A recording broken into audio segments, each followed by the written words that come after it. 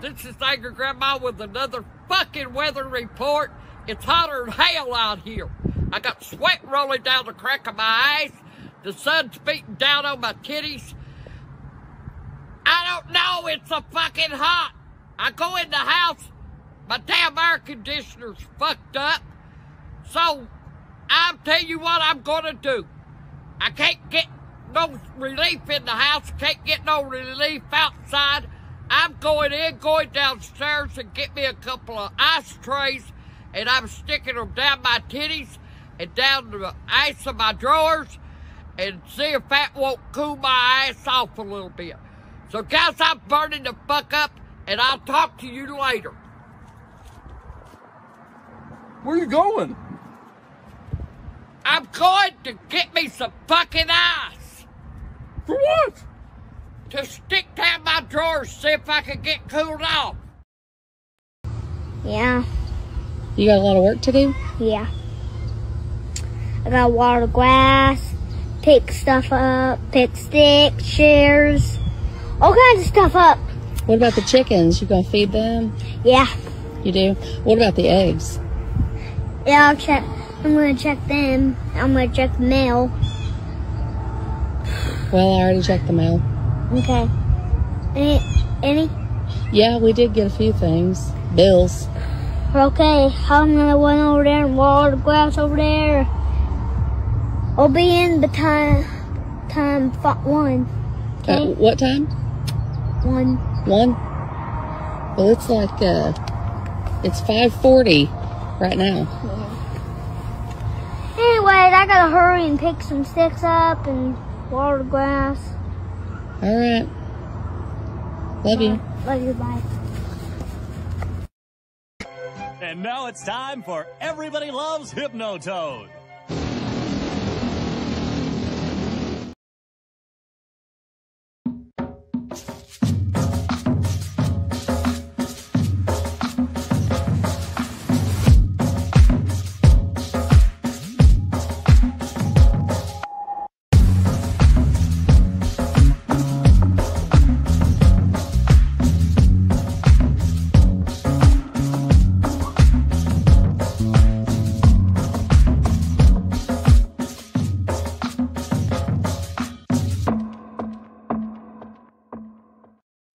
What's going on, everyone? It's Theta Infinity. Welcome to my channel on this Wednesday. This is Breaking the Narrative, and I have here with me for the first time Hypnotoad, aka Hypnotic. Who's that? I always think of Hypnotoad when I think of you. That was a thing when I first started YouTube. They tried to make it a thing, I'll say. It's because it has the word hypno in it. We're so original. We're like, oh, hypno. Listen, man, people are gonna do what they're gonna do. But it didn't work, no. It didn't work? Well, I'm going to make it work. Just like I made Goomba work with Camelot. He is now That makes more Goomba. sense. He's the one that said it. He was like, it looks like a Goomba. And it became a thing. He's trying to get away from that, but Don't let there's him. a hole he dug himself. Don't No, let him. never. Now when I go in his chat, that's the first thing I'm gonna say. Yes. I didn't know that was lore, so I'm gonna add to it. Yes, that was lore about me because when I went on his channel, he was like, let me draw what it looks like for you. And then I was like, that looks like a Goomba. And he's like, oh, I guess that looks like a Goomba. And that was it. Sounds about right. Sounds like Camelot. Yeah. How are you, Hypnotic? Thanks for agreeing to be on tonight. Yeah, no worries. I'm excited to be here. I'm still alive. That's all that counts. That's good. Being alive is good. I mean, you're kind of weird alive because you're not really alive because you're like some sort of weird avatar thing. So I'm fairly alive. Okay. At least you move around and stuff. You know, I never got the VTube thing. I think that's like beyond my time. So I'm kind of like, what are these young people doing now? Well, I mean, I was a picture for a while, and I just wanted to move. Like, I don't know how to explain it. Like, I was doing the PNG thing for a while, kind of like Clownfish does, and I was like, I just want there to be better expression, you know. And yeah, it's trippy because I can see your like little jaw move, so it looks like you're actually talking. Yeah, it all face tracks properly, but you know, I didn't want to go the VTube route. It's the only thing that really made sense other than live action. So That's so crazy. That's where we're at. Yeah. I personally, and like this is no offense to anyone, but I always find VTubers really creepy. So I haven't like really gotten into the VTube thing. You're probably like the only person I follow that does this look. So you should feel I guess I was gonna say I should feel like special. Yeah, definitely. I'm with that. I'm with that. Thank you. That makes me feel good. I'm so glad you're here. Like in StreamYards, I have a long title of all the things I've been called, right? And I'm gonna add like not creepy. No. I'm gonna add like I don't know, Nina special or something along those lines. Nina approved. Right now, it's woke leader of the marginalized leader of the bigot army, something like that. I don't know. No, woke CEO marginalized leader of the bigot army. There you go. It's that long. So yeah, you're like Daenerys Targaryen there with your, title. Remember? Yeah. So I want to add like Nina approved in there somehow, some way. I'll figure it out. Yeah, that's good. That's good. Nina says not creepy VTuber or something. I don't know. I'll figure it out. That sounds good. You figure it out. So tell me a little bit about yourself, because you are somewhat new to my channel and like my crowd. And like I do video game stuff, but like not a lot of it. So tell the good people in the chat a little bit about yourself, what you're about, how did you get into YouTube, all that good stuff. So I got into YouTube mainly because I was really annoyed. I don't know. It's one of these situations where you're annoyed, and you're really kind of like being complacent and not really wanting to, you'd rather be a watcher than a I guess a talker. Like I used to watch Geeks and Gamers a lot. I used to watch Nerdrotic a lot. Even as sometimes, the typical, I guess you could say, entertainment spaces on YouTube. And I watched some gaming YouTube channels as well. Like I watched Yang Ye before he became retarded, and then Angry Joe. I don't know who that is. It's better you don't. And then Angry Joe before he obviously showed his face. I know Angry Joe. Yeah, I used to watch a lot of these guys. So eventually, I just remember like just one day, I don't remember what the trigger was necessarily.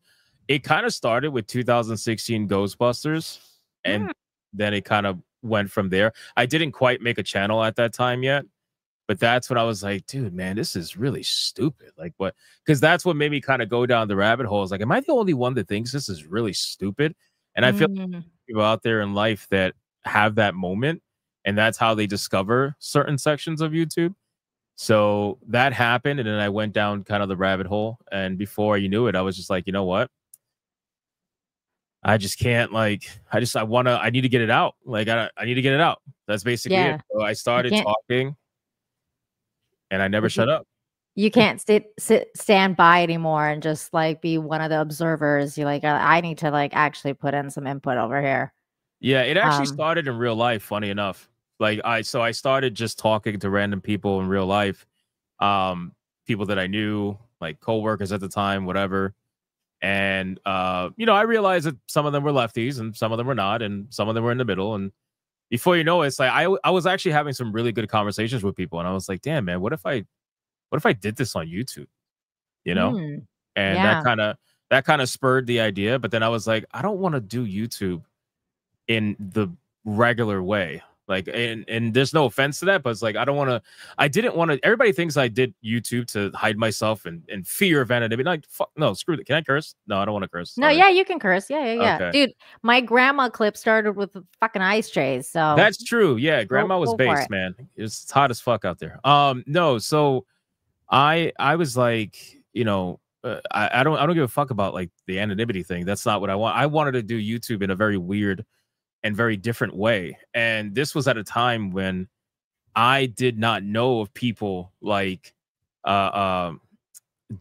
Like I didn't know of people like that actually did YouTube in very weird ways. Doomcock was weird. Like even back then, it was like, whoa, this guy's weird. I think I discovered Doomcock when I was at like 8,000 subscribers.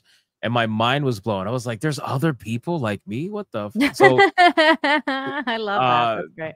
yeah, because I forgot who did it, but somebody sent me his channel. I was like, "Bro, this is gonna be you in like 2 years." I'm like, "What are you talking about? Who are you talking about?"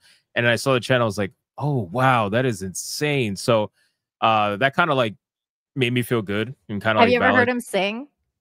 Yes, unfortunately, I have. Yeah, Unfortunately, I think he has a great voice. it's a little rough. It's a little rough. Gotta be honest with you, but that's fine. I'm not a great singer either, so it is what it is. You're not gonna add that to your repertoire. That's Hell not gonna be it. no, Hypno sings. no. I have my talents and I stick to them. Singing is not one of them. So anyway, yeah. After that, kind of just went down that rabbit hole from there. I mean, I just never shut up after that. You know. That's good. I'm glad that you didn't shut up because I enjoy your content and I enjoy the feedback that you give. For the most part, some of the stuff I can't keep up with because I'm like, the hell's a gooner? Like that whole gooner gate thing. I was like everything was going like way over my head. I was like, I don't understand half of these words. I feel like such like a grandma sometimes now, like or like Grandpa Simpson. I'm like, I'm relevant, but I'm kind of like I not at all because like No, I've lost I get track. it. I get it. I mean, there's a lot to keep track of. You know, that whole Goonergate thing was so stupid. You know, it's everybody had an opinion about it at the time. And then we just kind of Everybody has an opinion always, though. Like, isn't that of always the course. case? Yeah, it's the internet. But you know, we just turned it into a meme at that point, and you know, it's dead and gone, just like Mhm. most of these odd, you know, gate You know what? things. You know what I find the most like just funny, I guess, about it, or like it's kind of What is that? fascinating in some ways, is like how they tried to put like gate on everything. So it's like Gooner Gate and Gamer Gate and Comics Gate and this gate and that gate. And I'm like, why is everything a gate? I Can it I be something else? I don't know. I think it's because I think it's because of emotional correlation. So like people are trying to take whatever their movement may be at the time. So if you want to call it Goonergate or whatever, there has been a lot of big movements in history, recent history, obviously internet based, that have been associated with the word gate. So they immediately want to tie that word to get that initial emotional response, and they're like, "Ooh, what's being gated now? What's that?" So they just add like anything to the word gate, and it just makes it dumb, you know, at this point. Yeah, and the funny thing is accidental sauce, it's from Watergate. And of course I know that, but that's because I'm my age. I think most people, you know, very young probably don't understand what Watergate is or Right. where it comes from or what this like gate trend even comes from. I don't think they know what Watergate is. Do you? I don't think they do. So for a lot of people, in my opinion, I think they tie the word gate, especially if you're like internet or terminally online, you're probably going to tie the word gate to most likely like Gamergate. I feel the Yeah. original one anyway. That's going to be Yeah. the biggest one from the early 2010s. And then, you know, obviously there's other stuff before that, but you know, for the internet folks, you know, probably Gamergate's going to be the one that's going to be tied to it. So speaking of Gamergate, like how can I trust that you're actually hypnotic and like some dude and like not like Zoe Quinn or someone who's decided to just, you know, reinvent themselves and they're like, I'm gonna just call myself hypnotic and then start shitting on everybody and then have this weird avatar and claim I'm Hispanic. Does Zoe Quinn have big brown hands that are shown on the manga channel that she I runs? don't know. I don't know. I don't even remember any other names from Gamergate. I just remember Zoe Quinn. Or like That's why I Anita brought it up. Sarkeesian, the feminist Oh yeah, Supreme that's Nightmare. right. Yeah. That's right. Anita Sarkeesian. That was another one. Oh God, so many Yeah. weird names. I can Um, assure you. I mean, again, you gotta take my word for it, but I can assure you, I'm not a Anita Sarkeesian or the Zoe Quinn. So Thank God. Well, okay, Yeah. I'm gonna have to take your word for it, but I don't know if I trust you yet. But by That's the end of fine. this show, I might be able to trust you finally. maybe Maybe. Okay, well let's talk about some relevant gaming news. First of all, that's always fun. I know I realize that you kind of started talking about like knowing like why you made your YouTube channel because you felt like you just had to kind of say something. You can't Mhm. shut up. Mhm. So And I really relate to that because that's kind of how I started my YouTube channel. I was from the chats too. Like I was pretty much exactly the same story. And I, you know, my breaking point was Game of Thrones season 8, like the finale. And I was like, holy shit. That would do it. Yeah, that was bad. Like I was like, ooh.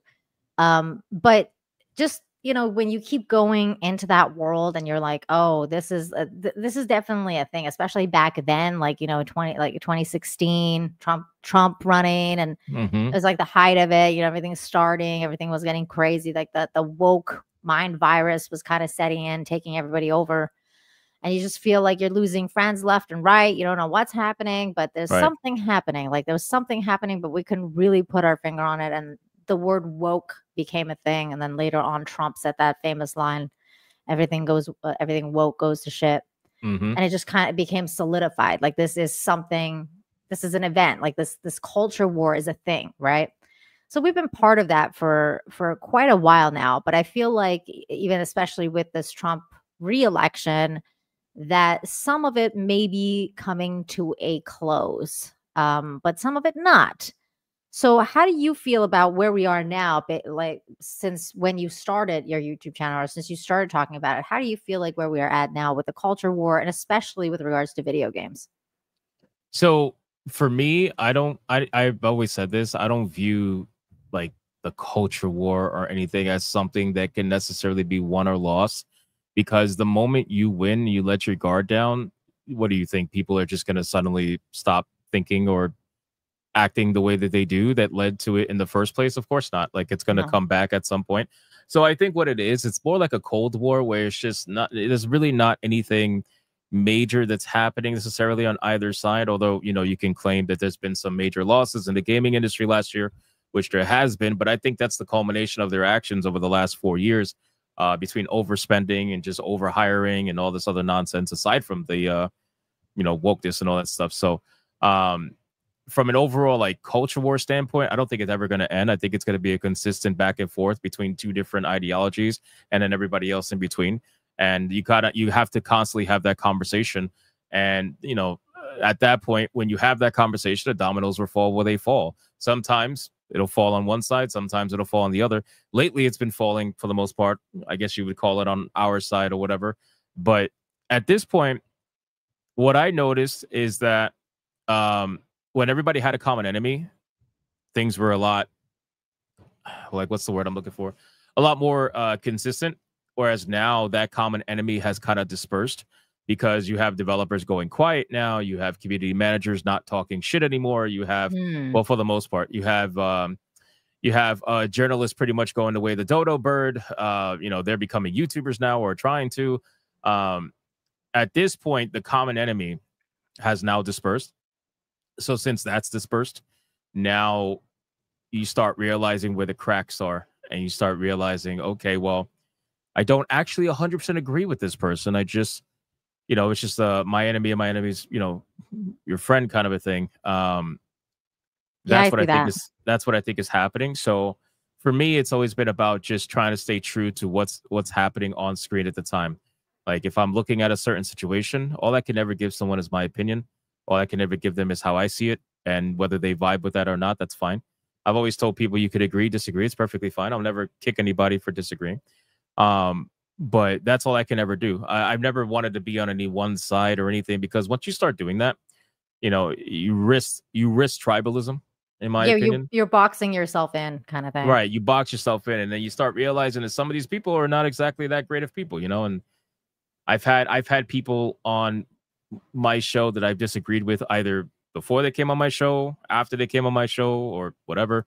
But I still keep the show up because it's good to talk to people that you don't necessarily agree with all the time. That is a good, like, that is fun to do. I haven't done it a lot. I confess I haven't done a lot because, well, first of all, it takes a lot more energy to do that, but also like they don't really accept invites for the most part, because they're like, you know, like they don't want to come talk to you. Well, echo chambers are a strong thing, right? They don't want to break it, and they know that if they talk to somebody like you or me or whatever, you risk breaking that. And I think that they don't want to be challenged. People. They definitely don't want to be challenged on their ideas. And That's one of the things that I've noticed. Like it's harder to get guests that are from the opposite side of the aisle. But also with you, I think what I find interesting about you is that like even though you do hit like some very popular topics and stuff, and what I like about you specifically as a content creator is that you don't focus on the drama, and there's a lot of drama. So that can be, I think you can get caught up in that if you're a YouTuber and you're, you know, kind of starting out. Like it could be a little bit enticing to like lean into the drama because that does bring a lot of views. But I like the fact that you don't do that specifically. So I will only cover the drama if I feel like it's relevant to the entertainment industry as a whole, whether it's gaming, movies, TV, whatever. So like recently I covered the Camelot stuff, right? And what, you know, his cancellation from the expo. But that's a gaming expo. Like that's actually very important to talk about how that's a big deal. There is a certain, you know, mindset of people that is very prevalent in gaming expos that are canceling creators that are in the gaming space. So that's why I covered that, right? Otherwise, if it was like if Camelot was going to, I don't know, FatCon or something, he got like canceled from FatCon, then it's like, all right, I don't care. Like, no offense, it's messed up. I'll retweet it on Twitter. What? But I'm not gonna. I would 100% cover it if like he was canceled from FatCon. That is the funniest thing that I've ever heard in my life. Like, you're not fat enough. You were canceled. I mean, you know what? It depends on the kind of canceling, though, because if it is the kind of canceling that they did to him, like, I mean, I know what you're saying though, because it was gaming related. But like, even if like the FatCon, let's say, was like, we're canceling you because you're alt-right / you posted this because you like, we don't agree with your viewpoints, you know, I would cover something like that, because I think like that, like when people get canceled because of their ideologies or like what they're perceived to even believe, like he may not necessarily even believe that, you're just being basically kind of being put, like you're being told like you're alt-right, even though he's not even actually alt-right, you know. I think that stuff deserves to be covered. I'm not telling you to do it, but that I would do that, because I think I use my live streams for that. So like my live streams are used for topics that I don't normally cover on videos every now and then.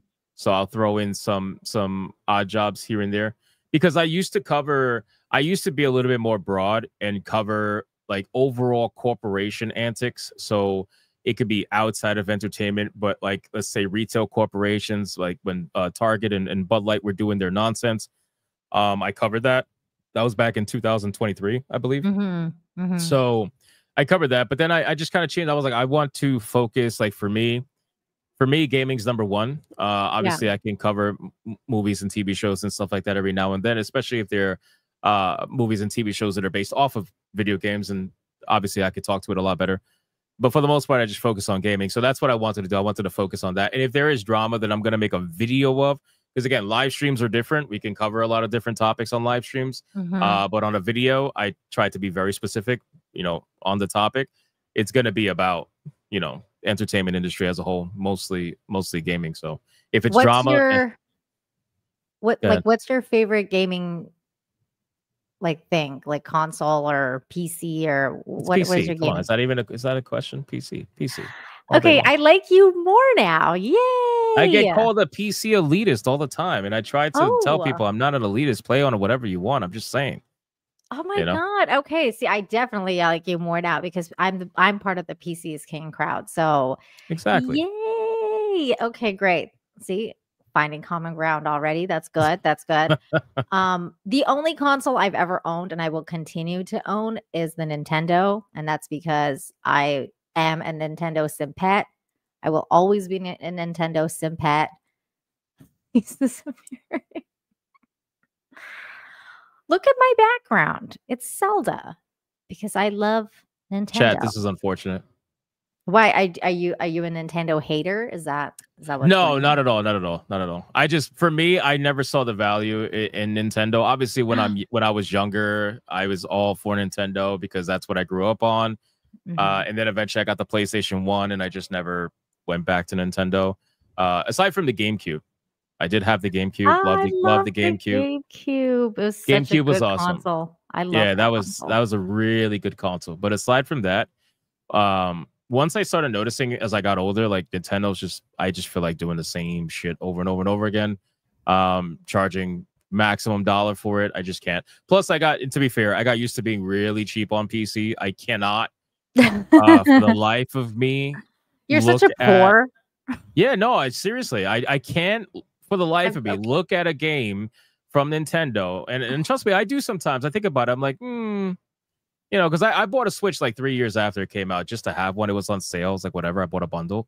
But I would just never buy it retail price. But I can't. So you're not lining up tomorrow, is what you're telling me. No, absolutely not. Absolutely not. I made fun of 8-Bit Eric already for shilling for Nintendo. He's like, oh, I can't wait. I'm so excited. It's like, whatever. No, I'm not lining up. Yellow Flash said he was gonna go and get one.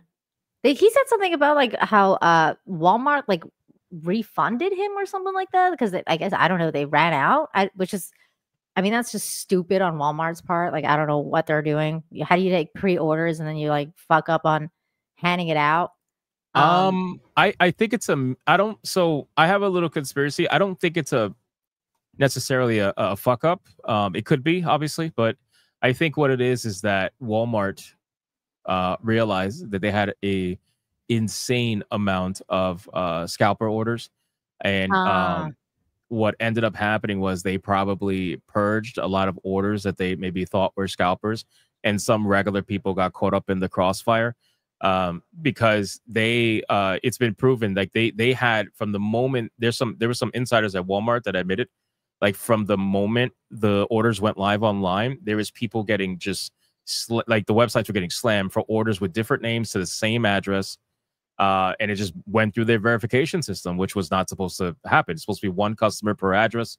I'm sorry, one order per address. That didn't work. So I just feel like they got caught up in the crossfire. They probably 8-Bit Eric got caught up in that too, by the way, but then he got it reconfirmed. I know Flash. I don't know if Flash got reconfirmed, but no, I think he said that I believe he said he's gonna go to GameStop and get one. And he's excited about it. I mean, here's the thing. I've never been one of those people that gets anything at launch. Like, even though I love Nintendo, like I would never line up or get anything at launch. I just don't trust anything at launch. I think like you got to wait a little bit before, like, when the hype settles down kind of thing. But I can see the attraction though. I can too, but I also like, I don't know if you know this about me, but I also worked for Nintendo, so I know a lot of like their. I remember you said that at one point. Yeah, so I don't remember what you did though. I was a merchandising, like lead merchandiser for all of British Columbia, in Canada when I worked for them. So I worked for Nintendo of Canada, and I basically all the displays, all the like anything you saw that had to do with anything Nintendo, that was me. Like I was setting up all their displays. I was their like main Nintendo rep basically, and I would teach people how to play video games. That was basically my job, to teach kids how to play video games. And so that part of the job was really fun because we would get the games in advance, like for free. Right. And I didn't have to spend money on Nintendo games. so that part was great and fun. But that's a huge plus. The not fun part though was that they give you like all this other work, and then they're like, play this game within 3 days and make sure you know how to like, teach it to people. And you're like, I have to do all this other work. I don't have time to actually sit down and play this game. So that part was actually rough because they expect way too much from you, and you're like, I just want to sit and enjoy this game. But there's no such thing as enjoyment when it comes to actually working with a company like that. Of course. The enjoyment goes out the door. That's why like people, when people think to themselves, oh, I love video games, so clearly I would love to work in video games. It's like it's two different things, massively different things. And most people, that's why you end up with certain people who are, developers or, just work at a gaming studio in some way, shape or form, or executive suits, like whatever the case would be. A lot of them are not gamers, and it's because it's just a lot of people can't actually turn their passion into a job, especially not with gaming. I feel like the gaming industry is especially as bad. All of my bosses at Nintendo, all of them, not a single one was a gamer. Like, of course not. From the top down, like president to, basically like my supervisor. No one. Who was it that just recently admitted? God, I forgot who it was, man. It was an executive some company recently. He was like, the guy at Grand Theft Auto. I'll find it, but the guy in one of the guys in charge of Grand Theft Auto. He's like, yeah, I don't play video games. Mm-hmm. Because I think they asked him, are they their businessmen? Yeah, exactly. They're businessmen. I think one of the people asked him a question. They said, "Are you excited for to play the upcoming launch of your game?" And he's like, "Yeah, well, I'm not really a gamer." And mind you, this he's is one honest. Yeah, that's fine. This is one of the biggest launches that's ever going to happen in the decade. And he's like, "Yeah, I don't give a shit. I'm not a gamer." But that's hilarious. That actually, stuff. I know that actually is like so crazy to me. But let's talk about this Witcher 4 situation. Because I saw that they dropped it. I watched a little bit of it. I was like, oh, this looks good. But it doesn't look anything like, I mean, I feel like everything that's here, we've already kind of seen. It just kind of looks like every other game to me. I don't know, mate. Like any other game that does Unreal Engine stuff, it's getting as good as this, you know? So there's a lot of layers to this. There's a lot of layers to this as to why this is bullshit, right? So why nobody should be excited for any of this. I don't know if you're familiar. Well, hang on. Let me stop you right there. Why don't you stop hating to begin with? Because I feel like that's such a hater comment to make. Like, don't be excited for this. Don't tell me what to not be excited about. I want to be excited. Look at the horse. I said why people shouldn't be excited. I didn't say don't be excited. Okay, well, either way, semantic guy. I'm just saying. You just hate it. Look at this horse. They do the muscle thing. Yeah, that's like the people in my comments who were like, "Oh my god, how can you tell whether you like a game or not just by the trailer? You should play it." No. To those people though, I'm always like, hold on, I have a clip for this.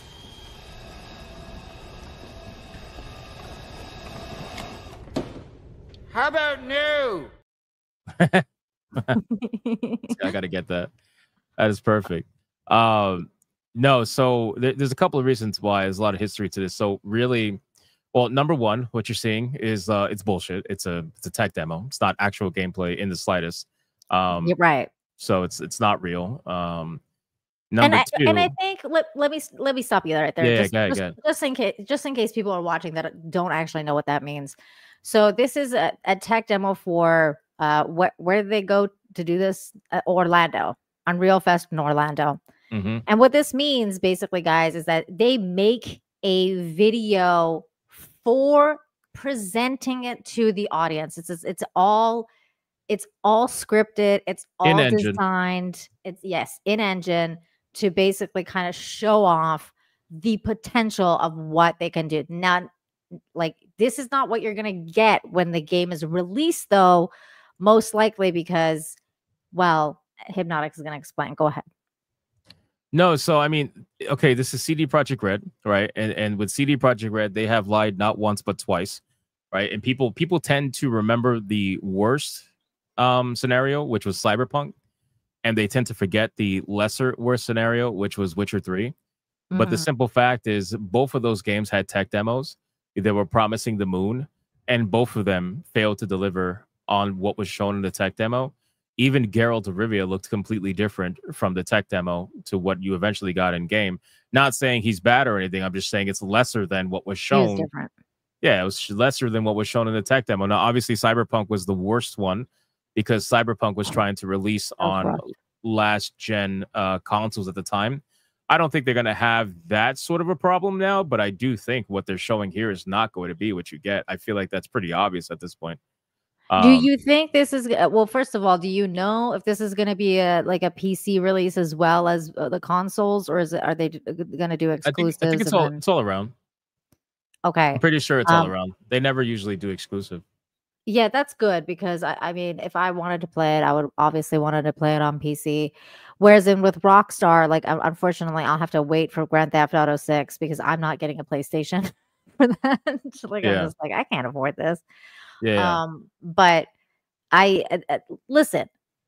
The one thing about this that really kind of it's just like not that necessarily. I wouldn't use the word excited because like you, I'm very kind of down on CD Projekt Red because of what happened with Cyberpunk, and also because of their business practices. Let's just say, I mean, how nice can I say this? I mean, they're very very woke, like, and they still are. It feels like they haven't stopped any of that weird nonsense, and they're kind of like doubling down on everything.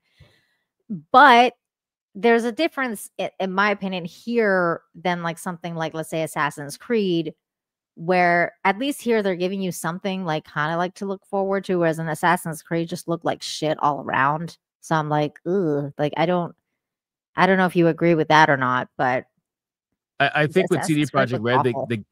with CD Projekt Red, I think the gameplay will be there. With Ubisoft, see, the problem with Ubisoft is they're very formulaic. So you play one of their open world games within the last, 5 to even 10 years, and you pretty much played them all. So they all follow the same exact mantra. With CD Projekt Red, they're a little bit more diverse in the way that they deliver their content, and it's definitely a lot more detailed, just from the world perspective and the story and narrative and all that. The thing is, for me, it was never a concern about gameplay because I already knew the gameplay was going to be good. I feel like I could trust CD Projekt Red to deliver good gameplay. They did with pretty much all their games. For me, it's what is the performance going to be like? Number one, especially on consoles. I don't give a fuck personally. I'm on PC, but I know the console people are going to get probably screwed, especially base PS5. That's why they're promising the world. Like this tech demo, they specifically stated they're going to be what do you call it? 60 FPS, I believe, with ray tracing on. I don't remember the resolution that they promised, but I mean, with ray tracing on already, I'm questioning standard PS5, but I guess we'll see. Especially what we're seeing. I mean, look at this. This is like, are you serious? But in any case, do you think she looks different? Because I mean, I feel like she definitely, like, they changed her a little bit. She definitely looks less fat. Like her face doesn't look. Where can I pause it on her face? So people have to remember too that there are different teams that are at work at these studios, and they all have a guideline of what this character is supposed to look like. They have a model that they work off of. But the CGI team and the in-game team, or in this case, the tech demo, whoever the hell put this together, obviously could be a lot different. Now, does she look different? Slightly, yes. Does she look drastically different? No. I feel like it's still there. Overall, she definitely has a less fat nose. The three things I noticed was the less fat nose, the more pronounced freckles, and the thicker eyebrows. That's the three things that I noticed compared to the CGI version. In terms of like the jawline and stuff, she always had an angular face. Even in the trailer, if you go back to the CGI trailer, she has an angular face. The only thing is just a little bit fatter in the cheeks, so it probably doesn't look that way. But it's always been angular. So depending on how you're looking at it, lighting and all that stuff, it could look different. It could not look different. Like here, right here, she looks like the CGI version. You see how like her head is turned this way? She looks a little bit like the CGI version, a little bit fatter in the nose, cheeks, and whatnot. But then when she turns forward, I don't know if you could find a still shot of her forward. She looks a bit softer. Not that was quite. at the beginning, right? Yeah, go back to the beginning, and it looks like she's different. So it really all just depends. But I'll tell you right now, whether she's different or not, I don't believe it to be true because let's be real, this is CD Projekt Red. Do you really think they're gonna change Siri based off backlash that they got off of a woman being not attractive enough? CD Projekt Red, the ones who offer time off for periods, like well, see, that's the thing, right? And that's where the change comes in that I was talking about earlier. Like, no, realistically, I don't believe that they would change it, but I also think they might never admit it, but they would maybe make tweaks just so they can be like, oh, well, like the reception was that she was ugly. Because for the most part, that was the reception, was that she looks ugly. Like she was not, that was not the Siri that people kind of knew about. They're like, she just doesn't look great. So I can see that like the team might be like, okay, well, like the reception was not good, so we need to do something, but we're never going to admit that we're going to do something. So like that kind of thing, I can see why they would tweak it. But I also agree with you about the teams. because I mean that happens a lot even in like movies, like not just video games. That happens in movies a lot. That's why Yeah. sometimes you'll watch like some sort of Marvel movie or like some type of animation movie, especially in an animation, and like the same thing looks different in different Yeah. parts, right? Because you're like, oh, that's a different, that's a different team that did the same thing. But Yeah. here's the look. I Yeah. do think she looks better. I do think she looks better, but that But doesn't again, necessarily mean that that's going to be in the game, like you were saying. you can see the three differences that I pointed out, because if you look at the trailer, the CGI trailer, she doesn't have those freckles. They're nowhere near as pronounced on the face. Her eyebrows are way thinner, and I think they're lighter too. They're not as like, black. And the nose is definitely fatter in the other trailer as well. But no, it's funny because people don't even realize. So they've been working with Unreal for a long time. Yeah. Nobody knows when they made this. Nobody knows when they made this. They're showing this to us now. But what if they made this tech demo a year ago? What if the CGI version of Siri, the one we're actually going to get, and this is a tech demo that was made before that?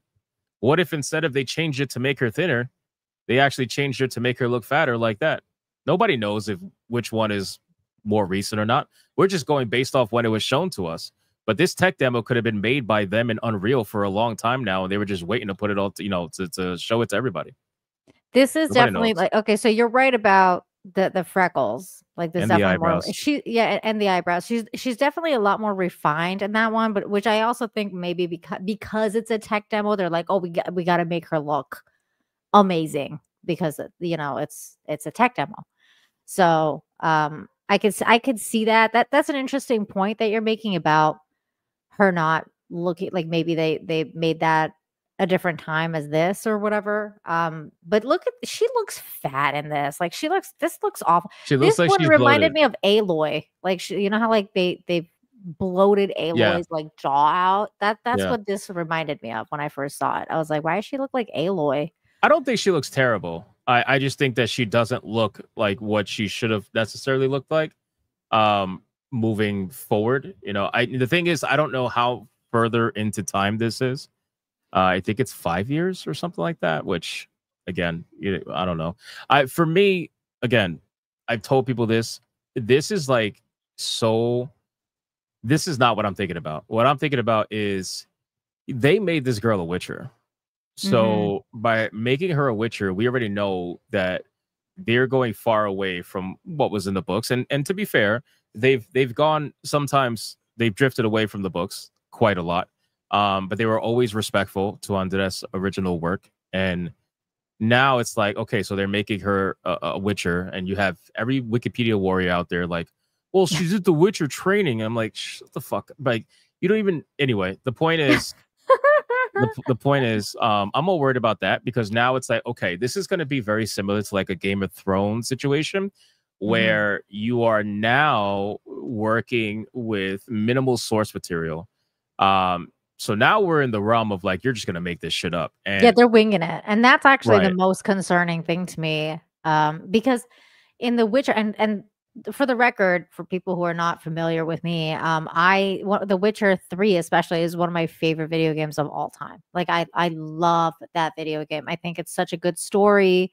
They did a really good job. And I've played all of like the Witcher series. I've played them all like when they came out, Witcher 1, Yeah. Witcher 2, and then of course Witcher 3. So I was on the hype train way before Witcher 3 was like the big one that came out and everybody was kind of like jumping on board. Yeah. So I've had a lot of experience with The Witcher. And then, as they started getting woke, like, how like they took out, for example, the love cards, like in Witcher 1 and like just like for their remaster and things like that. Yeah. The certain choices the company started making, like I was just like not happy about. So Once they when it went down comes that to rabbit this- hole, of wokeness and stuff, right? yeah, when it comes to this game, that's what not excites me the most. Like I'm like, okay, if you give me this beautiful game like that you're alleging that you're going to give me. Now, I don't even think they're going to. But let's say you did. Let's say they pull this out of their ass and it's like the most beautiful game I've ever seen. If this shit is going to be woke, it's going to suck. Like I'm going to be like, I don't care that it's pretty. I want it to be not bad. Like the story has to be good. So that's the most, especially for a single player game, because this is not a it's not a multiplayer game. For Yeah. single player games, you want the story to be good. Well, I mean, if you remember all the original interviews that they were having with The Witcher, Mhm. and how they were talking about that this is going to be a story about, or partially about how Ciri deals with medieval sexism and Yeah. misogyny and all that stuff, and I'm like, Yeah. who are you advertising this to, bro? It's like, what the fuck, And keep in mind, like I played all the Witcher games as well. I love the Witcher games. For me personally, I actually like to. It's funny. I have the most playtime in the third game. I have 100 and I think 15 hours in the third one. The second one's actually my favorite. Nice. I like Assassins I of Kings. understand. I just think the overall, like, the story and everything is really good from start to finish. I only have, like, I think 55 hours in that one, but that one's definitely. It was like, a good my game, favorite. man. Yeah, that was my favorite overall. But for me, it's the minimal source material that is really worrying me, because I want to have faith that they could do the story well, and maybe they can. I've been proven wrong before, and that's fine. But there's so many red flags that I think as a standard consumer, I would be stupid to ignore, right? Because I've told people this many times. Like, I can't look at things as a standard consumer anymore. I try to when I'm talking about it, but like from a personal standpoint, I can't, because people are going to want me to review the game. They're going to want me to check out the game. They're going to want me to stream it so that they can make their decisions. So I was like, okay, fine, whatever. Which is why, like, a lot of people give games to me, and I appreciate it. Like, I went through 7 games this month so far, 6 or 7 games so much. Wow. So far. Which one's your favorite of the 6 and 7 that you went through? It would Expedition 33 would be number 1 for sure. I'm playing that now too. Yeah, that game's fantastic. No, I'm not gonna spoil it. And then it would be Tainted Grail: Fall of Avalon. That game actually shocked me a lot. I was surprised. Tainted Grail: Fall of Avalon. Tainted Grail: Fall of Avalon. Yep, it's a dark retelling of the story of King Arthur. And yeah, it's really good. I don't want to say much because, again, I don't want to spoil anything, but it's really good, especially the ending. Once we got to it, I was like, wow. Like, what? So it's like Oblivion mixed with Dark Souls a little bit. That kind of play style. Oh, okay. So very open world. There's three really big maps. It plays damn near similar to an Elder Scrolls. Lots of story options. Your choices matter. Big time. Ooh, I like that kind of game, so I would like it. Yeah. It's just and it's $45 for like a 60-hour game, 60-hour plus. Wow. Is it all like first person?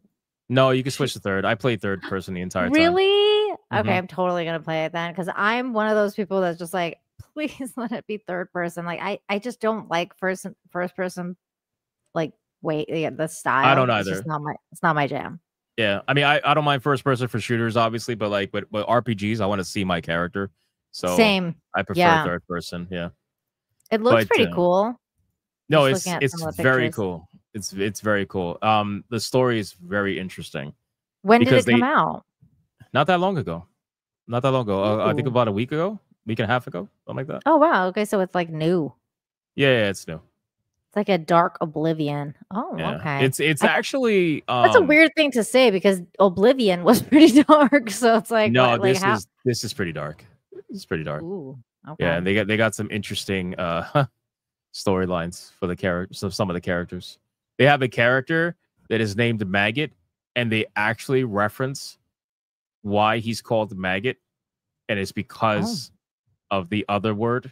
That's the Melanie Mac word. No. Yeah, they reference it in the game. They also make fun of the jank, right? Where they have a quest line where you meet an NPC and he's frozen in a T pose. You know what a T pose is? So like when NPCs bug out, they end up going in a T pose and they freeze. So he's actually frozen in that T pose. Goodness. Yeah, It's pretty cool. It's funny. Wow. That sounds like a lot of people would be into that. That's pretty cool. By the way, thank you, Psychotic Mongoose. And what's up, Demogenite? Says, hey, Dina in chat. Sup, Hypno? What up, Demogenite? Thank you for the $2 there, Demogenite. Yeah, it's just weird, man. Like, and for the CD Projekt stuff, like I remember when like Cyberpunk came out, and I was stoked for Cyberpunk. Like I was so excited. Same. And I bought it, like, you know, that was my last pre-order. Like I was like, I'm never pre-ordering a game again after this that happened. Yeah. But the weird part was too with Cyberpunk is I actually didn't experience the way most people did because I was playing on PC. So I didn't have the crashes, and I had a good PC. So it was like, for me, like I was like, what crashes? Like what the hell is everybody talking about, right? Yeah. Because I was having a totally different experience than everybody else. But what I did experience though, and because I was coming off the heels of playing Red Dead Redemption 2, I Great game, by the way. such a good game. That's what I was just very shocked about, was how badly it was, like the AI and, you know, the NPCs in the game, and just everything else, like everything, all the little details, right, was just so bad. Like I was Big like, difference. this game is like something from like 2015 or something. I feel like, you know what I'm saying? Like it was just like, it felt really old because it was so just empty compared to Red Dead. Oh, yeah. And that's what I really disliked about it, because I was like, I was promised like a full game, and this feels like it's not. It's a incomplete game. Like that's what it feels like. And I hadn't even had tech issues, but I was very upset about it. That's what people tend to forget. Like it wasn't even just tech problems with Cyberpunk. It was like, no. Do you remember the tech demo for Cyberpunk in 2018? I don't recall, but you know what? We can pull it up. Can't we pull it up? Isn't it? Well, on I got something you probably would like. This is actually hilarious. I showed this on my stream. I'll share it right now here. Sure. So this is, and keep in mind, I also played it on PC, and I also didn't experience much of the crashes or the bugs or anything. But you'll get comments from people that are like, "Oh, you know, I didn't experience anything, so I don't know what you guys are complaining about." I'm like, wait. So because you didn't experience anything, that means that nobody else has a right to complain. Like that's an asshole mindset to have. Yeah, that's bullshit, because I did see people like post videos about what they were experiencing, and I was like, oh my God, like I would want my money back ASAP if that's what I was experiencing. Just because I'm on PC doesn't mean I can't be like, oh wow, these console like PS4 players especially are getting got screwed. You know? Yeah, they got screwed big to time. the point that they had to pull the game off the store. Yeah, you know? Yeah, they did. They had to pull the game off. I remember that.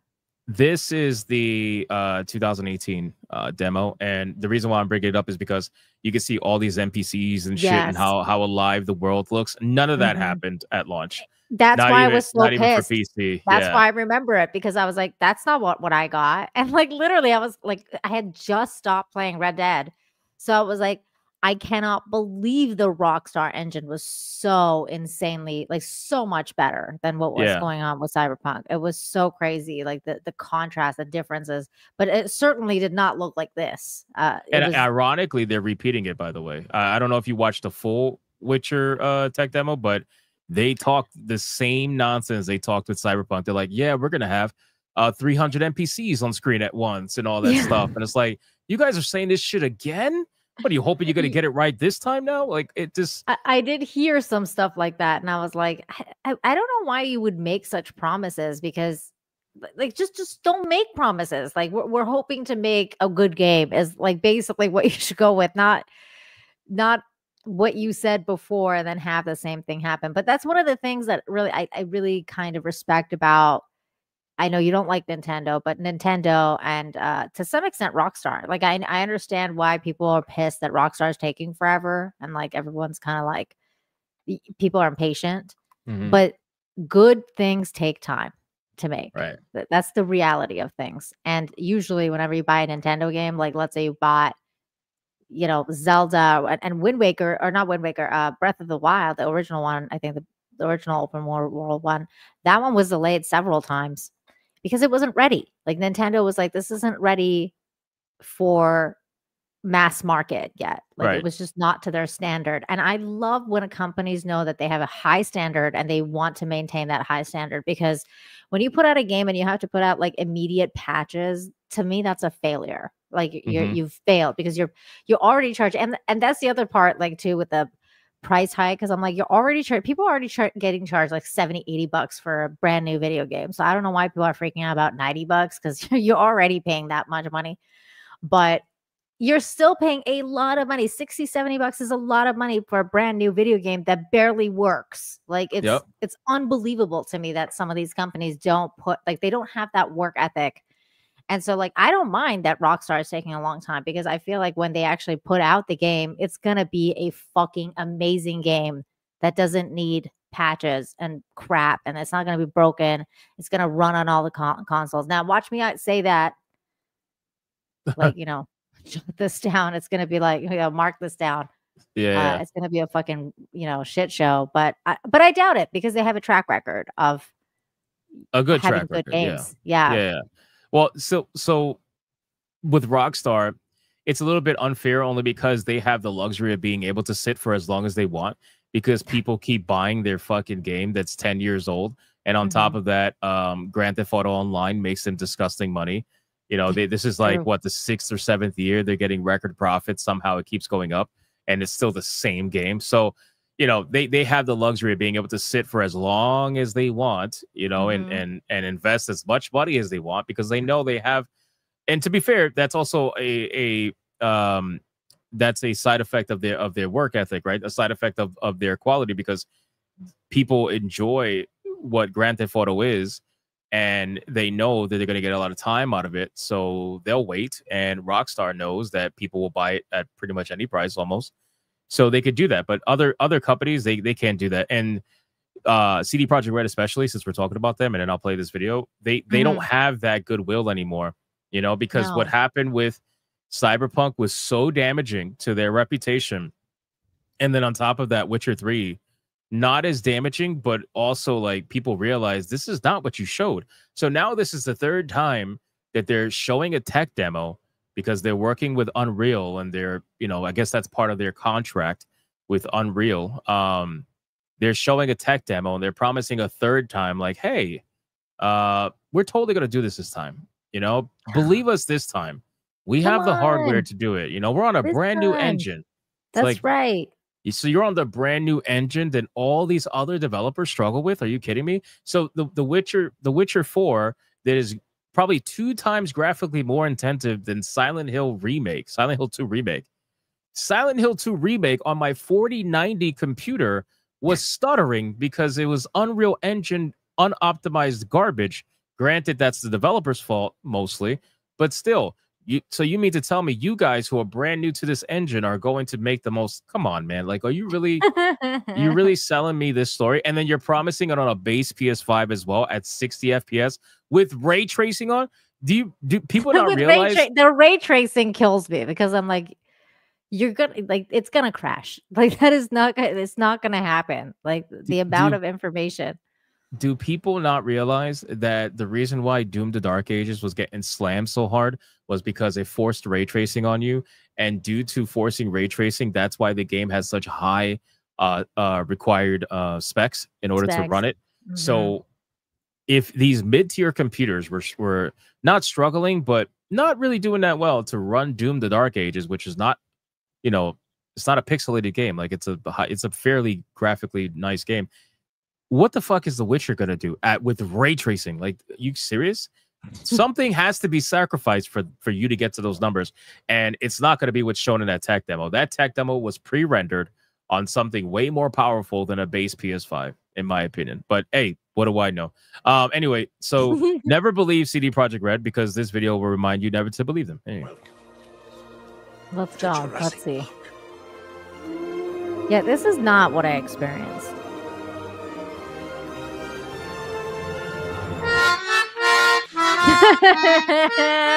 Yes. It's so bad. It's so bad. I remember this. This video is amazing. I love this video. It's so good. It's so good. I love. You know what though? It's so funny because on the PlayStation, I mean, on PC, it wasn't as bad. Of course not. Yeah. Like on PC though, what was really bad about it was like there was definitely problems with, like, for example, like people going into people and like into walls and like Like they had the population, but the population was just unable to, and they're all dead. Like they're all just like walking around, like they're just like, there's no move, there's no flow, there's no movement. Like the way they were showing in this CD Projekt thing. This was definitely not happening in Cyberpunk, because I was like this whole, because even when they're like she's walking here or whatever, like they're like, oh, look how when she bumps into like the person and he spills the fruit or whatever, like they're talking about how amazing like this mechanic is, and how everything is going to be interactive and everything is going to have a thing. And look at this scene here where she walks into this guy and he spills the fruit. That's so freaking scripted. It's disgusting. Like it's like you just know it is. Like yeah. I hate that they're trying to sell it as no, it's totally real. Like this, dude, you're lying, bro. Like, oh my god, I can't. Yeah, and that's the part that really gets me, because I'm like, you were expecting something like this when Cyberpunk came out, and literally they were all like and their hands was like this, like there was no movement, there was no flow, there was like they were all walking into shit, like there was they were like Elder Scrolls NPCs. That's what they were. Yeah, there were. That's like Elder Scrolls normal. Yeah. And terrible. That was PC. And then I saw that video that you showed me, because I was like, I mean, PC is bad, but like, how bad is PlayStation if it's like people are complaining so hard? And then I saw that video and I was like, no fucking way. Because at least we were getting to see some, there was potential, right. like you could see the potential of what they could have had. But that other thing was like, what the fuck? Now, I haven't played Cyberpunk since then, like since the original launch, because I was, once you finish the story, you're just like, okay, do I really need to play this again? But I have heard that they've improved it. Have you played it since? Yeah, I played it. I mean, I don't have too many hours in it. I have about 60 to 65 hours in Cyberpunk, but the majority of that was when I first played it. And then after, I think I picked it up again. I could tell you, I did last year. May 14th, 2024 was the last time I played. So I picked it up again last year when they had added a bunch of patches into it. But I never played like the DLC or anything like that. Yeah, because I heard that they did like a whole bunch of patches, and I heard that they have a DLC for it that's supposed to be pretty good. But I just didn't go back. Like it was tainted. You know what I mean? Like at that point, I was just like, I'm just kind of over you. And then with all the woke stuff, I was just like, I don't know if I want to ever spend money on you again, like CD Projekt Red. It's like Toy Story. I don't want to play with you anymore. Yeah, it really felt like that. I was just like, oh, like look at that. People are saying go back. Really? Go back? So I will say it's definitely worth going back and just maybe messing around with. I'm not saying do like a full-on playthrough, but it's the game's a lot of fun for sure. But I am the same way as you are. Like after enough time has passed, if I left your game because it was just not what was promised or broken, janky, or whatever. Like the best example I could give you actually is Stalker 2. I loved Stalker 2. I enjoyed Stalker 2. I don't even know what that is. So it's a super janky Ukraine game. Okay. Stalker 2 is fantastic, but Stalker 2 broke on me about 2/3 through the game. I was actually getting pretty close to finishing the game. One of the missions broke on me, was unable to recover it, impossible, and was permanently locked out of mission progression. No way. I heard they fixed it recently, but we're talking like months after that happened. And I keep telling, like, I know the chat wants me to go back and finish it. I keep telling them, listen, with all due respect, fuck that. Like, I'm not doing it, because you had the chance for me to, to finish your game, and the game broke. The game was broken. I love the game, but it was janky. Pretty typical of Euro jank. If you played any Euro, developed video games, you would know exactly what I mean. But unfortunately, it broke. And I looked it up online. A lot of people had problems with that specific mission, and they didn't fix it for months. And by the time they fix it, I don't care. I'm not going to reinstall the game to go finish it. My interest was when it was hot, when I was on it. That's just how I am. So I understand that. Like one of the reasons I've never like finished Final Fantasy is because which one? like I like 7. One I had one of those instances where I had like literally like everything erased after I had done like all Ooh. the grinding and everything, and like one day just wake up and like the whole thing was gone. And I was like, I'm never doing this again. Like I was like, I'm done. Like I've That's bad. never gone back to Final Fantasy ever again. I was like, I like to this day, and people are like, you need to play the 7 and 8 and 10, and I'm like, Yeah, like, I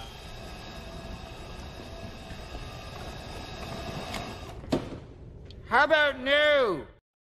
I definitely understand that for sure. Because there's one game that I've been wanting to play for a long time. People asked me to play, and I didn't do it because I had heard, and they confirmed it. The developers confirmed it. Rise of Ronin.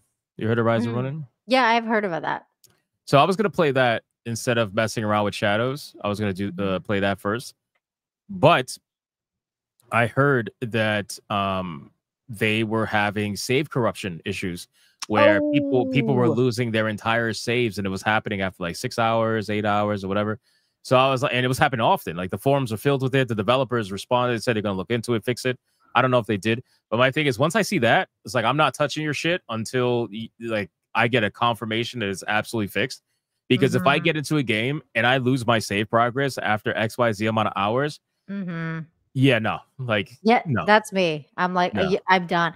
And that's one of the reasons, like, you know, it's hard for me to play video games nowadays too, is because like it is time consuming, right? Yeah.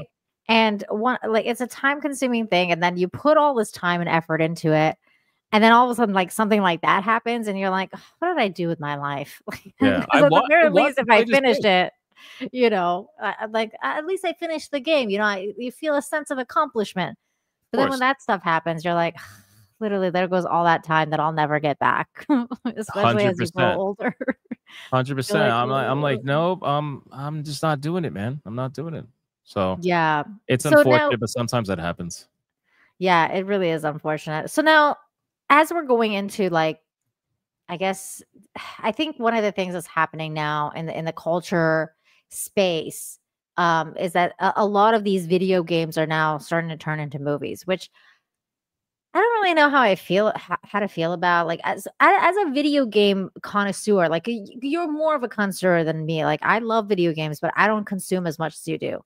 How do you feel about all these video game movies now? Like that this is becoming a thing now. How do you feel about that? I mean, I take it on a case by case basis. I don't want to completely blanket it. Like, I don't want to get to the point where I am with like anime adaptations, where I think all live action animated adaptations are garbage to an extent. I know people really like the One Piece live action adaptation, but it just never will compare to the anime. It'll never compare to the manga, so I don't even bother. I've tried a lot when they were first becoming a thing, and obviously some of the newer ones will probably be better than the older ones with time, but I just rather stick to, you know, the anime and the manga. So for me, it's kind of similar because, yeah, you could do a movie based off a video game, but it's just I'd rather play the video game, right? But I get why they do it, because there's a lot of people out there, especially younger people, that they see, you know, they see their favorite. Look at Minecraft, right? They see their favorite game. All they got to do is see the name, right? And the moment they see the name, that emotional response happens. It gets tied to their enjoyment of the game, and they think it immediately means they're going to enjoy the movie, and it could or it could not. Usually it doesn't, but that's where I fall with that. So it really depends. Like I never saw the Last of Us movie. I'm sorry, not the Last of Us. I never saw the Uncharted movie, right? Oh, it was awful, bro. Don't watch it. I watched it. It was awful. Yeah, I never saw that. I'm trying to think. I did see the Super Mario movie, but I didn't go to theaters to see it. I saw it once it went on streaming. What's another one? The problem with Uncharted too, like was it came out at like the height of the woke era, so like it had potential to be really good. Yeah, but it like they couldn't pull it off because it was woke and it was awful. Yeah, But I mean, so what's this Phasmophobia? Like they're really making a Phasmophobia movie? yeah, so apparently, like I saw this because of the success of Five Nights at Freddy's or whatever, which is Oh another my game I've god. never played. They're now doing a Phantasophobia in the works. Blumhouse and Atomic Monsters are developing a feature based on the first-person horror game that became a viral sensation. So, like, I feel like anything that becomes a viral sensation, because there's your Mm-hmm. keyword there, Immediately. is now going to be made into a movie, especially after what happened with Minecraft. Because they're like, oh, so this is a thing. Like they're like, oh, okay, like like video game movies are a thing and people do like them and we're gonna make a buttload of money. Let's do it. They don't even like how are you gonna make a freaking Phantasophobia game or movie like that? That doesn't sound All it good. ta- all it takes is one to hit, and you're gonna have copycats for the next 5 Yeah. years. That's how it goes with anything. That's how it goes with Yeah. gaming too. The moment a certain like genre hits, it's forget about it. Look at the battle royales. We had battle royales for years. Everybody Oh God, yeah. battle royale, then that died, and now the popular thing is extraction shooter. Everybody and their mother wants to do an extraction shooter. That's gonna eventually die. So it's the same thing with movies. You know, you got Minecraft making crazy money, and every idiot looks at a video game IP and is like, "Yeah, I want to make one. I saw a fake story about them making what do you call it? Movie about, or maybe it wasn't fake. I don't know about the back rooms. No, I think it is real that they're making a movie about the back rooms, which is it's not video games, but it's like it's based off a creepypasta for that started on like YouTube and stuff or like Reddit. The back rooms. I don't know what that is. You It never sounds heard? really gay though. Back rooms. That sounds gay. No, it's not. It's not. It's you're gonna have to look it up later. It's a whole thing. I think that might be real. Actually, I think they're actually doing that. SCP. I don't know what people are asking right now. I have no idea what that means. Yeah. So, but overall, I think it's a stupid move. And listen, they're gonna do it. They have Hollywood doesn't struggle to find funding like the gaming studios are right now. Hollywood has a lot of I guess you could say, I don't want to call it old money, but let's just call it old resources where they have a lot of contacts and things that they could get something funded if they need to. So I don't think they're ever going to have a problem, and they're just going to they see something popular, they're going to do it until too many of them lost money, and then they're going to move on to whatever the next popular thing is. The weird part too is like that. For example, like they've had several really good successes now. I was not surprised about Mario becoming successful. I kind of like I actually was surprised about how long it took them to make a Mario movie like that, because I mean Mario's been like 3D Mario's been a thing for a really long time, so I felt like they should have made that like a lot sooner, but whatever. I was not surprised about that one. But like something like, especially like when you're talking about like a live action, like what really surprised me, for example, was Sonic, which I actually did enjoy. Yeah. Like I really liked Sonic. I was like, that's a good fucking movie. Like all of them have been super fun. I really like them. And the other one that was surprising, which I have not seen, but it was surprising that it got such a good reception, was the other one that this one is going off of, which is Five Nights at Freddy's, because that one apparently made a lot of good money too.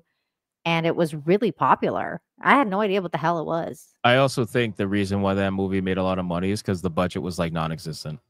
The budget was like nothing. That helps. They did it very smart. They super low budget, which to be fair, the game is super low budget too. So it's very simplistic. So they kept the movie very, very much the same, spent very little money on it. And, you know, it blew up. And to be fair, it didn't have to blow up for it to make money. So that's the beautiful thing, right? Keep your budget in line, and you have a higher chance of making a lot of money depending on what happens. So yeah, that does help when like the budget is really low. But what's not going to be a low budget though is going to be the next Zelda movie, because I think they're going to be throwing everything but the kitchen sink at this fucking movie. There's been a lot of rumors, including this really weird rumor, which allegedly was done from this person's PR firm. Where like it was going out everywhere that like this Hunter Schafer person is reportedly being eyed to play Princess Zelda in the live action Legend of Zelda film. I was like, first of all, there's no fucking way, because Nintendo, look, the one thing I know about Nintendo is that they're very, very picky about their IP and they're very picky about how they're portrayed. Like their image is everything to them. So there's no way in hell that the Japanese company would approve like some sort of trans person to be Zelda. Like it's just not going to happen. Besides, even if it was true, I think this person's too old. Like I'm just going to say, like it's just like let's say the gender issue wasn't even a thing. They're too old. Like Zelda is a much younger person. Like they're trying to market this to a much younger crowd. So I don't feel like this person really paints that Zelda image for me. To be honest, so they took the one picture where I guess he's like super angular and looks this thin one. And yeah, this is the picture. Yeah, because if you look at every other picture of him like front on, yeah. Like, you ain't no Zelda, bro. Like not at all. but they are trying. But in any case, it's fake as hell because what the fuck? What is that?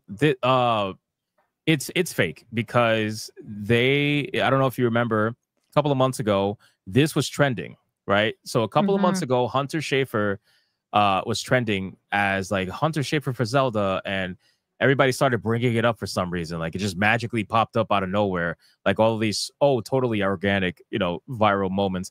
Popped up out of nowhere. And, I noticed that. I'm like, why are we talking about this? Who the fuck? I didn't even know at the time that Legend of Zelda was going to be a live action. I thought it was going to be animated like Mario. So I was like, why are we talking about this? And then it popped up again recently. And it was way more aggressive now because then all the mainstream outlets picked up on it. At first, it was just fan accounts talking about how Hunter would totally be the perfect Zelda. Oh my God, looks amazing. And then now it got picked up by the actual, like Pop Culture Crave and all these Twitter accounts. So I'm like, huh. And then I look at the story. Yeah, look at that. Yeah, you're Zel dude. Like, what is that?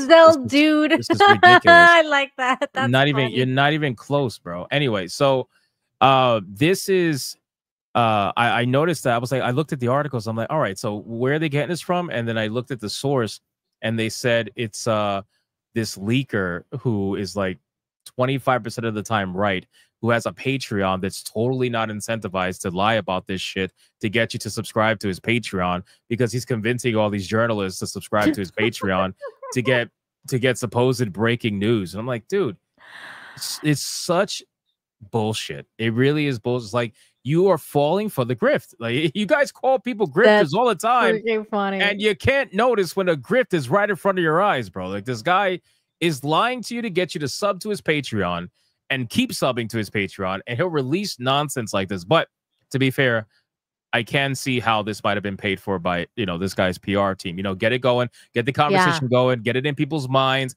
get all the activists behind it, get it trending on Twitter, and maybe we can make this happen. Yeah, it's right before Pride Month. Yeah, they can be like, they can make noise about it, like, oh, like this trans woman for Zelda. Like it's just no. Yeah, no. No. Like, how about happening. No? No, you're gonna find out really quick that the world does not think like you.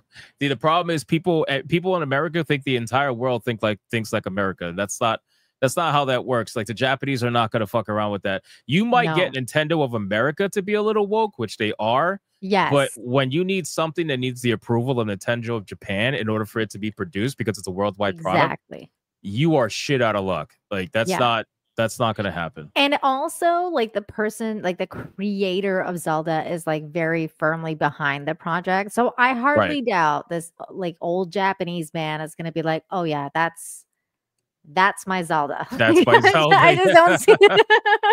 I just don't see it. That's more like that's my Zelda's body double for action scenes. That's more of like what we're gonna use him for that.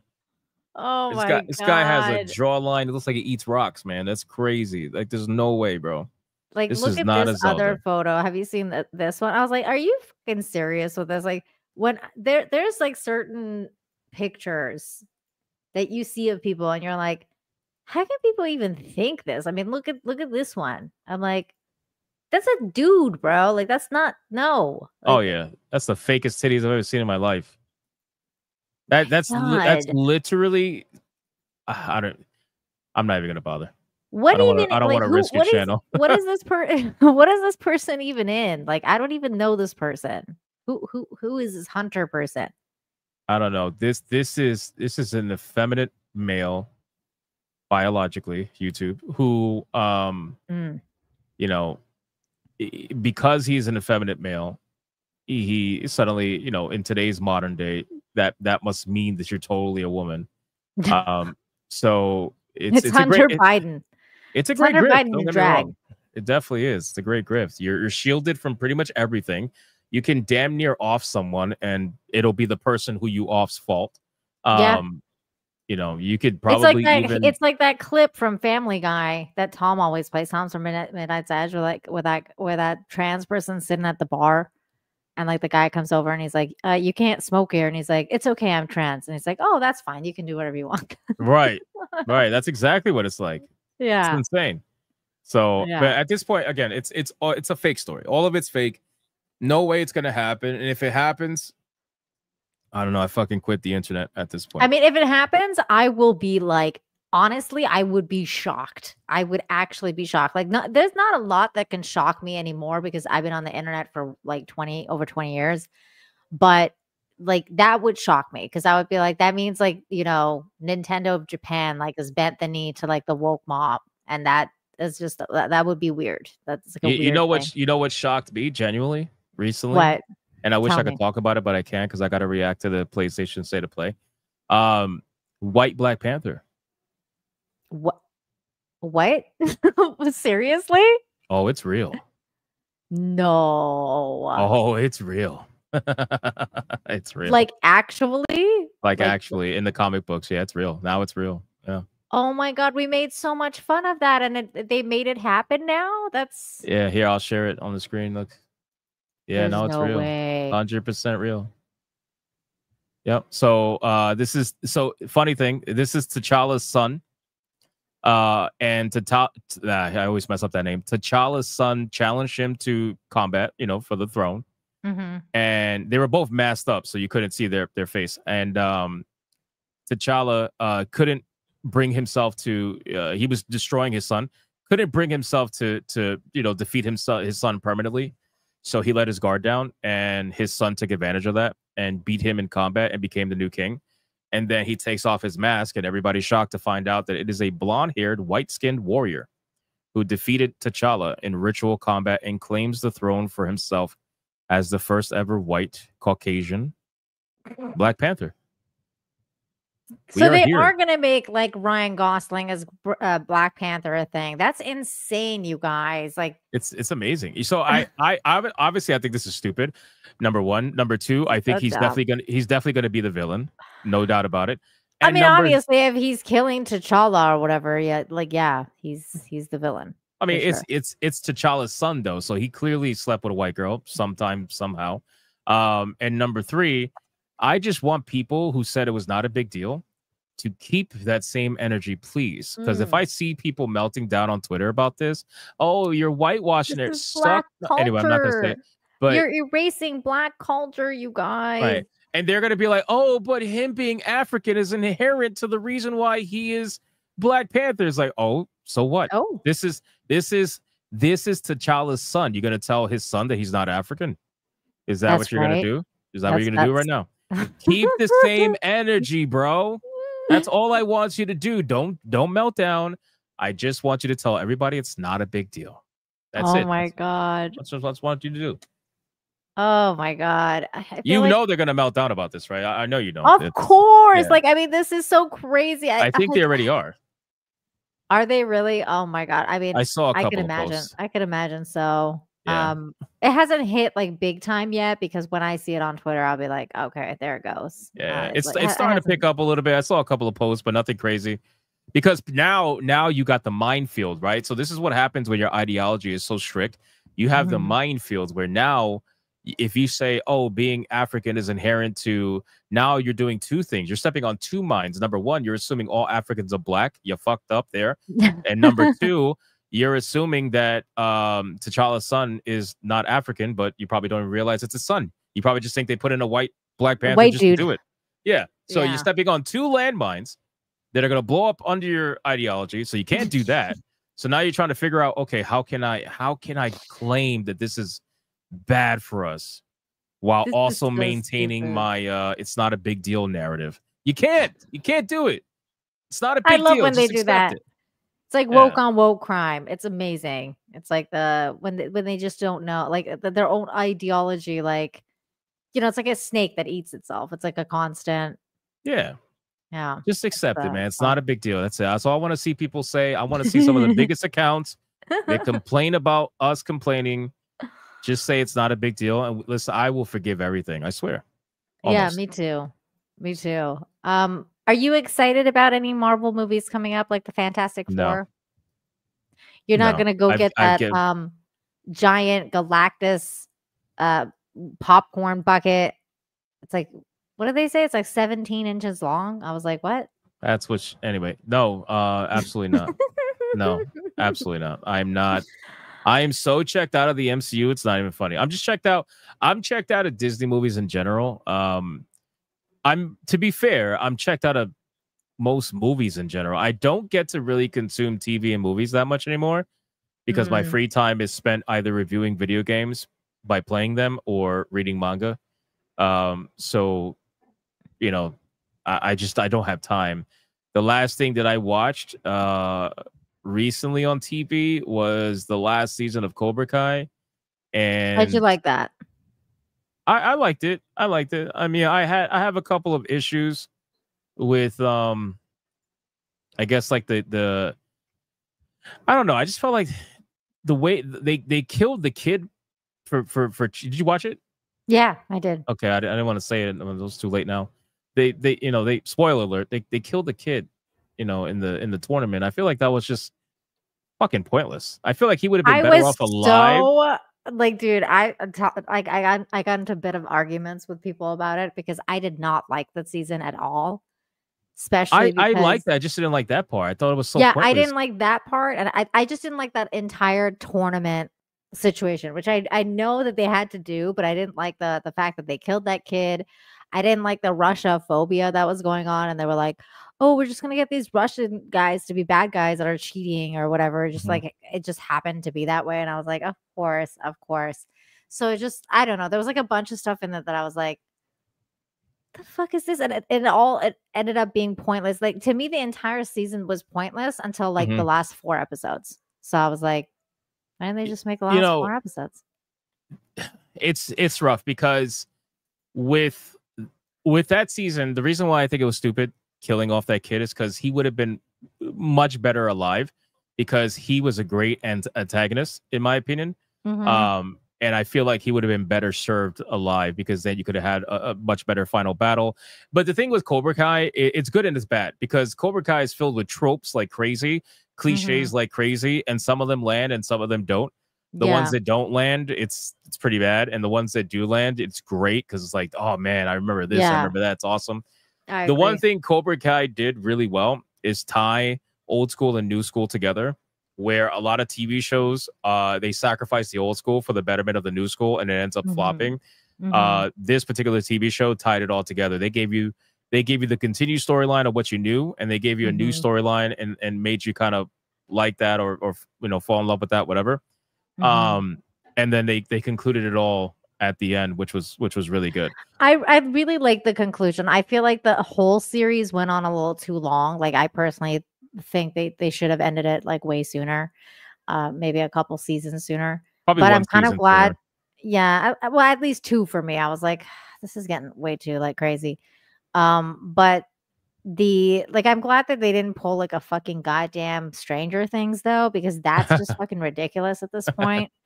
It's like, what are we even doing here anymore? Why even Like, bother, these bro? people are 30. How many years has it been since the last season, bro? Anybody?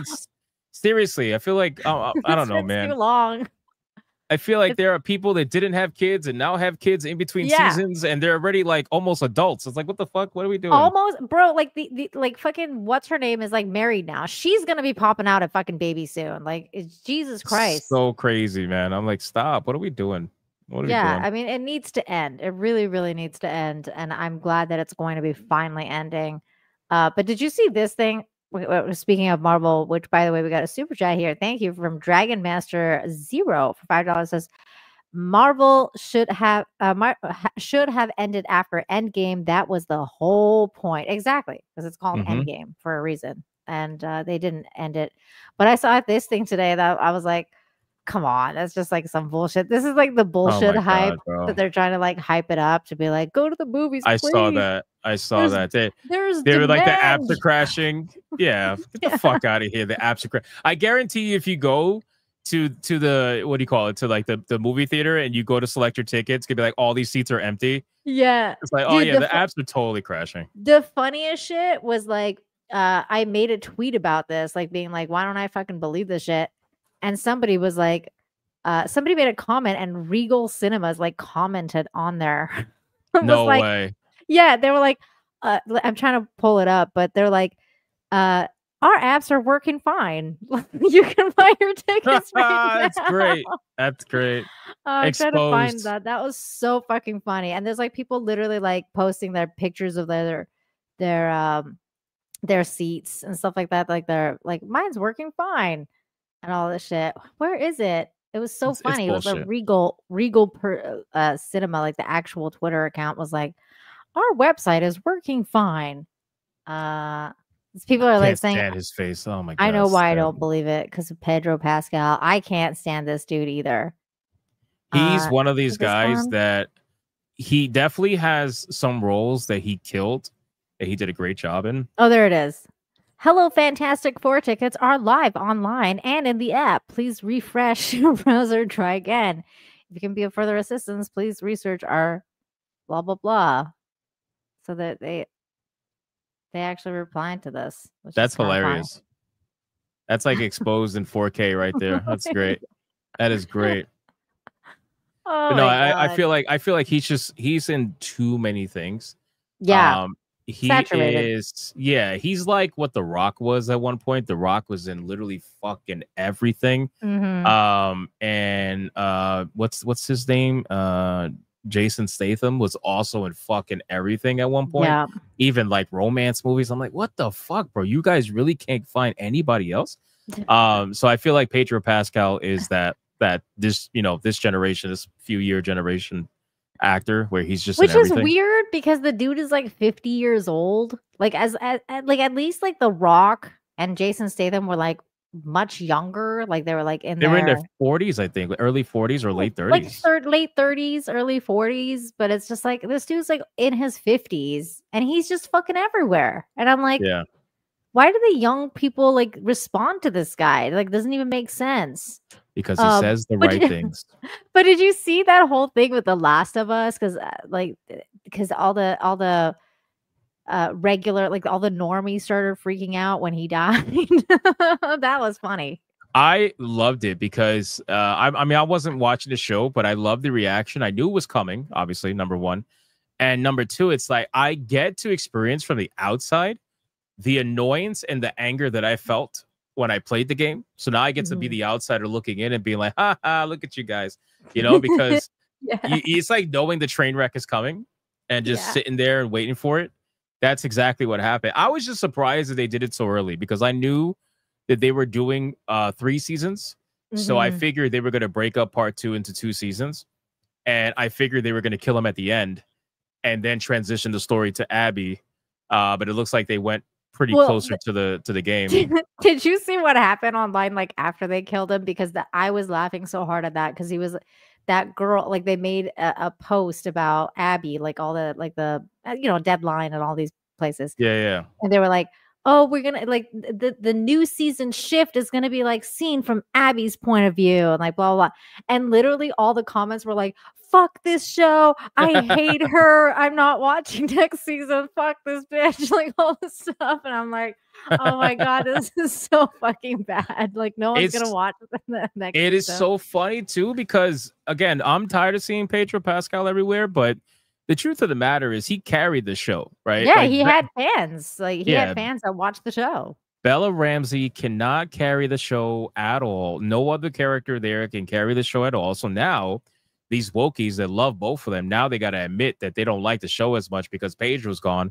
which inherently admits that they don't like the show being carried by the they them girl, which again they can't say publicly. So it's amazing. It's just like watching the biggest train wreck from a multitude of different. It's like 5 different trains all colliding in the same center point. You have the woke train, you got the bad writing train, you got the original gamers laughing at the new people train, and they're all just like boom in the middle. And I'm just on the sideline, like, this is great. I just love the chaos. It's fantastic. And it's so funny because a lot of those people like were kind of shitting on us for caring back then. Oh yeah, like it's just a video game. Like, why do you guys even care? And like blah blah blah. And like it was just like completely shitting on the video game fans. I love The Last of Us, like the first one. I never played the second one because of all the drama. Like I was like, I'm never gonna play like the second, this bullshit because of what they did to Joel. Like I was like, I don't need to see that or play that. That sounds awful. Yeah. I remember when the story leaked before the game actually came out. It leaked, I think, about a month or two before the game actually came out. And oh my God, man, when people found out about the golf club scene, the forums back then were wow. Like I wish I still had screenshots. I mean, the meltdowns people were having. They're like, nobody wanted to believe it to be true because it sounded so ridiculous. It's like there's no way that you're gonna have this big buff girl kill Joel. Like what? It doesn't make any sense. I couldn't believe that sex scene. Like, and then like I remember like I seen it. That was like Neil Druckmann's fantasy, right? Oh my God, like it must have been. I mean, it's just so weird, like to even put something like that in the game in that way.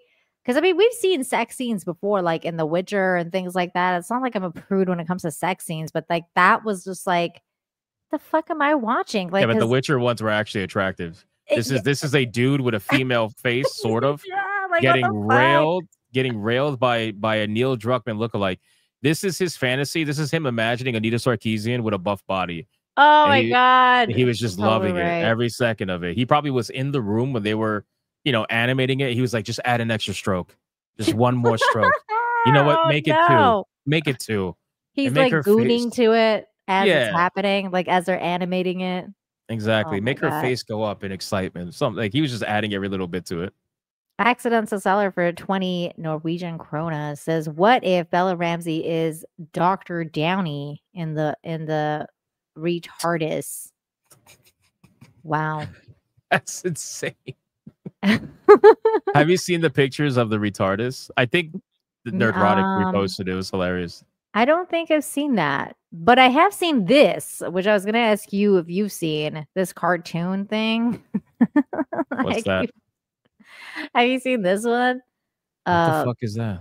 This is the like Last a cartoon of The Last of Us. People keep what? I can't read that. It's like blurry. It just says people keep stealing it with no credit, so I watermarked it because this guy made this, and I thought it was really funny. Have you seen this? No, I have not seen that. What the fuck? Okay, what is that? Get ready, because this is great. Here we go. Joel, I think I found something. Whoa! What? Holy shit. Nothing. It's just your forehead seems bigger than last season. I think I found a way through over there.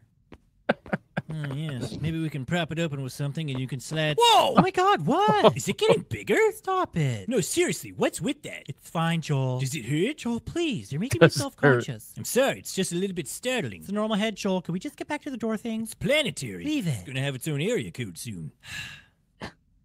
So maybe if I just move some of this debris, we can get the door open. Hey! Oh, shit. Oh my goodness, Joel! Oh what do I my do? God. Jesus, Joel, focus again, Joel. Okay, I guess just use your telekinesis. I don't have telekinesis, Joel. I don't believe you. Look at the size of that thing. Just try, Ellie, please.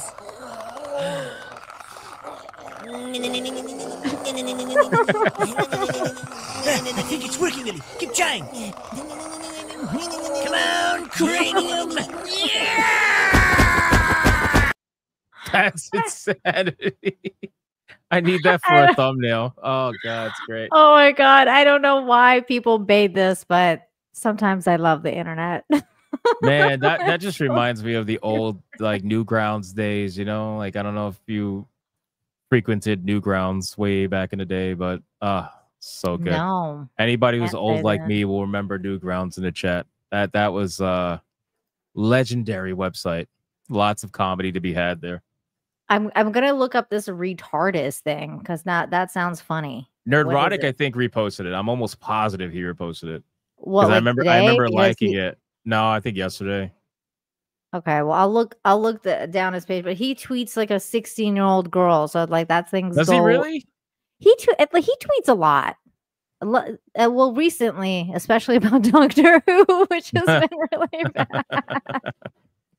Well, I mean, how could you not? You know? Oh They're my going- god, I just saw this, which is freaking hilarious. Hold on, I'm going down Gary's feed because we were talking about it. It happened. Yes, I'm telling you that picture is so legendary, and that was the picture that people would use anytime they would talk about race swaps. They'd be like, "Listen, if you're Yeah. okay with it, then let's make this happen." And the excuse they would always give is to be like, "Well, XYZ race swaps, race has nothing to do with the character, but Black Panther, him being African, has everything to do with the character." Well, guess what, bitch? You got a white African now. You're gonna say Oh he's not my African? God. He's the son of T'Challa. Tell me. He's like Elon Musk. He's a white Exactly. African. But again, this is the mind that they step on, because then you have to admit that you are being slightly racist because you assume that every African is black because you're I had to retarded and you retweet don't this. realize there's white South Africans, a good amount of them too, you know? A lot of them, yeah. Okay, I'm trying to look for this thing. Oh wait, is this it? Sam Raimi at his best. Sam Raimi is genius. No, that's not it. Retardus. Where is this? This is brilliant. No, I don't see it. Send me this retardus thing. I don't know what you're talking about. Let me see if I can find it. I was setting up the stream. Let's see. Maybe if I search it in Twitter. Let me see. Retardus. Yeah, and the last thing I'm going to bring up for us to talk about is a very retarded story. So it'll go hand in hand with retardus. Some of the things I'm looking at right now on screen after typing retardus on Twitter, I don't even know how that's possible. But you know what? Whatever. It is what it is. I'm gonna try to find it. It was Good hilarious. Lord. I'm Yes, checking Elon Musk Nerdrotic. is African. Let me So check this is the other thing that I was going to talk to you about. And I don't usually do politics anymore because I just find politics to be so gay, and it's really. I mean, you're annoying. not wrong, factually and figuratively speaking. It's just it's just so it's just unfun to talk about. You know, like it's just everything wrong with this world has to do with politics. So I don't usually like to talk about it anymore. But this I could not. I was just this is hilarious. It says maniac busted after jumping Mar-a-Lago wall, telling cops that he wanted to marry Trump's teen granddaughter, Kai. What the fuck? This dude actually. What is wrong with people? This dude literally freaking jumped the Mar-a-Lago wall and went to freaking propose to Trump's granddaughter, 18-year-old granddaughter, like his Jesus fucking Christ. What the hell? So this is how the story goes. There's a 23-year-old man was nabbed by Secret Service agents early Tuesday after hopping the wall around President Trump's Mar-a-Lago resort, telling officers that he wanted to spread the gospel to Trump and Oh my God. and wed his 18-year-old granddaughter, Kai. Maybe he wants to stay in the country, guys. Maybe he just wants maybe? to stay in the country by marrying Trump's granddaughter. There's a lot better things to do. Anyway, go ahead. Anthony Thomas Reyes was busted after midnight and dude, you didn't even do it during the day after midnight? Like, dude, that's creepy. And confessed to arresting officers that he had scaled the wall surrounding Palm Beach, Florida property. Wednesday marked at least dude, that's some balls, man. That's a lot of balls to like go up to Trump's house and like scale the wall like fucking Spider-Man and be like, I'm gonna go and ask his granddaughter. I mean, he also has consistent security 24/7. So like, I don't know why you would do that. This is very funny. Wednesday marked at least the second time Reyes had been caught. What? It's not even the first time. So he's dedicated. Got it. All right. Fair enough. You know what? Respect. He doesn't give up. That's fine. He's been caught trying to get inside the exclusive club, with the previous instance occurring on New Year's Eve. Wow. Reyes was initially charged by state authorities with trespassing though federal charges are likely to follow. Yet no shit. Jesus Christ. I wonder what a charge like that would do. Maybe this will explain. Trump 78 was in Washington at the time of one of the incidents. The president is aware of the incident and has been briefed. A White House spokesperson said, told the Post, the Secret Service did not immediately respond to requests. So this is the girl. Would you scale Mar-a-Lago for her? Can you zoom in? Let me try and do that. We gotta hold on. I mean, she's really fucking young anyway, so probably not. And also considering who her dad 18. is. Yeah, I understand that, but she's probably also retarded, and I'm good. I don't know if I'm gonna scale a wall and be Spider-Man for fucking Trump's daughter and have the CIA fucking shoot me down. Oh, granddaughter on top of that. Yeah. Shoot me down. His pride and joy, man. Like, holy shit. Yeah. Let's see. I mean, is she worth scaling Mar-a-Lago for? I mean, she's pretty. No, she is pretty, but no, not at all. Not in the slightest, bro. What about you, chat? Chat, would you scale the wall? Would you become Spider-Man for this girl? Is she your Mary Jane? You can find 20 of those at a bar at any moment in time. Like, seriously, why the fuck would you scale the walls that are covered by the CIA, probably? When you can find... especially after the attempts on his life, like, I would assume that there'd be like stepped up security there, you know? Yeah, no, I'm good. That's freaking wild. Hold on. The article goes on because this is funny. Mar-a-Lago is federally protected area, and all guests are subject to security screenings prior to entering the property. Somehow, I don't think this guy was screened, which has numerous signs posted warning people not to trespass. This guy had balls, man. Like that. This is a lot of balls. This dude. Is it really like about her, or is it something else? I don't know. Was he trying to abduct her or something? Like, what the fuck? I don't get it. The club was not accepting visitor or guests at the gate guarded by Secret Service personnel. Were closed at the time Reyes scaled the wall. The second time, because the first time it was New Year's.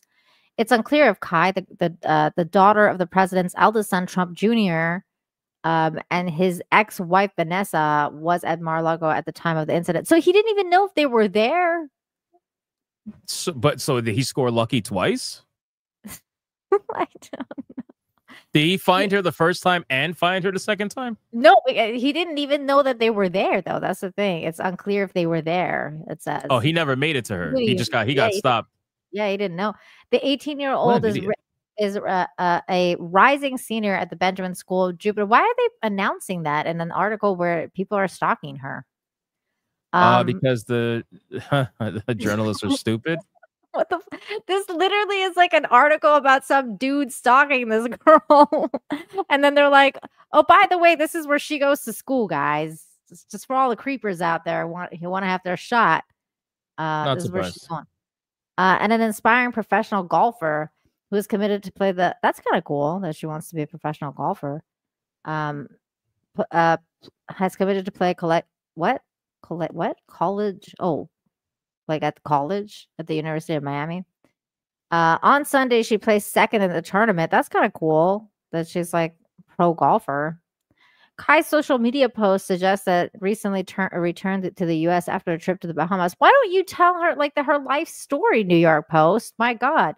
The teen has a massive social media following, nearly 2 billion or 2 million on Instagram and over 1 million on YouTube subscribers. She's got over 1 million subscribers on YouTube. Who is she? What the fuck? What do you mean? What is she doing? What kind of content is she doing? Like golf content? 1 million subscribers on YouTube? What do I even look up? Kai Trump? I don't even know. I think that with these journalists, though, I find it interesting how they don't really care who they're talking about, as long as the information is fairly public, even though it's like, I wouldn't say public, but like obviously you could find it if you're looking for it. They don't give a shit. They'll put everybody's info out there. Yeah, they no just problem. dox. Yeah, No it's like problem. this is an 18-year-old girl, bro. I understand she's Trump's granddaughter, so she's not exactly not well known, but it's like she's also not well known. You get what I'm saying? It's not like it's Trump itself, you know. But Yeah. in Well, any case, she's actually got content on here. Okay, let's check out one of her All videos. right. Like, what is this? is she one of YouTube's privilege? Gets I- immediate like 2 million I'm subs on her first guessing. video. Yeah, I'm guessing that's the case because I mean, let's see. I went to the Bahamas with my best friend. Is the video? Okay. The highlight. I feel What like is this this is not fucking- going to be very interesting. I don't know why. I understand it's Trump's granddaughter, but I just feel like it's not going to be. Oh, All right, nice editing, definitely paid This is for. like not covering. I'm kind of scared. And so this is Oh, the I hair. lost it. This is our view. Me and Emma got goggles. So are we just like playing tennis? $3, yeah. Fuck, I suck at tennis. What's up, everyone? Welcome back to the channel. I'm at Lifetime right now. I'm the Stairmaster with Big Mike. I'm dying right now, but welcome to the Wait, vlog. that Later girl's on, name you'll see was Big something that we're Mike? gonna do. that girl's name was Big Mike. I don't. Why isn't this full screen working on this? I don't know. YouTube's broken, man. YouTube was acting weird today, and I think it's because of the state of play, to be honest with you. What do you mean state of play? The PlayStation State of Play was getting streamed Oh. like so hard by so many people that I think it was breaking YouTube earlier because my Oh. gaming Yeah, stream was yeah. lagging. Oh, I see what you're saying.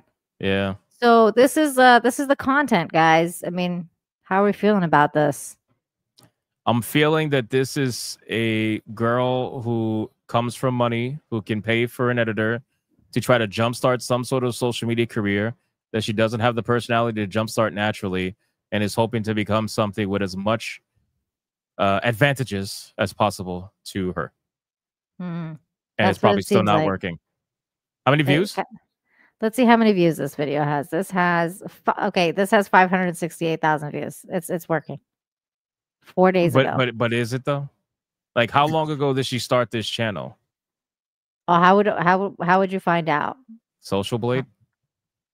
Oh, Social Blade. Copy the handle and put it in the Social Blade, and it should tell you how long ago. Let's see. Technically, if you go to the YouTube about, it should say it too.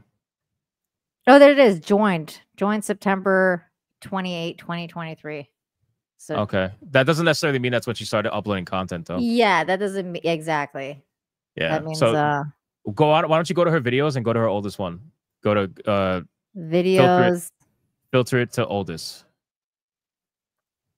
I'll just scroll down. Oh, can you not do that anymore? Look, her first video was not even that long ago. What is that? Dude, her like the whatever 3.3 million views. How long ago? This is from 7 months ago. So she started uploading content 7 months ago, and her first video gets 3 million views. Totally 3 organic, bro. million views. Totally organic. Yeah. This is the shit that absolutely devastates me about YouTube. like I am completely devastated about YouTube. This is what happens when you have connections and somebody can call YouTube and be like, hey, my granddaughter's going to start a channel, put her at the highest of the search algorithm, no suppression, put her in Google preferred, whatever. And that's what they do. They did it with Brie Larson. Brie Larson's first video, millions upon millions of views, so she quit YouTube after like 2 months.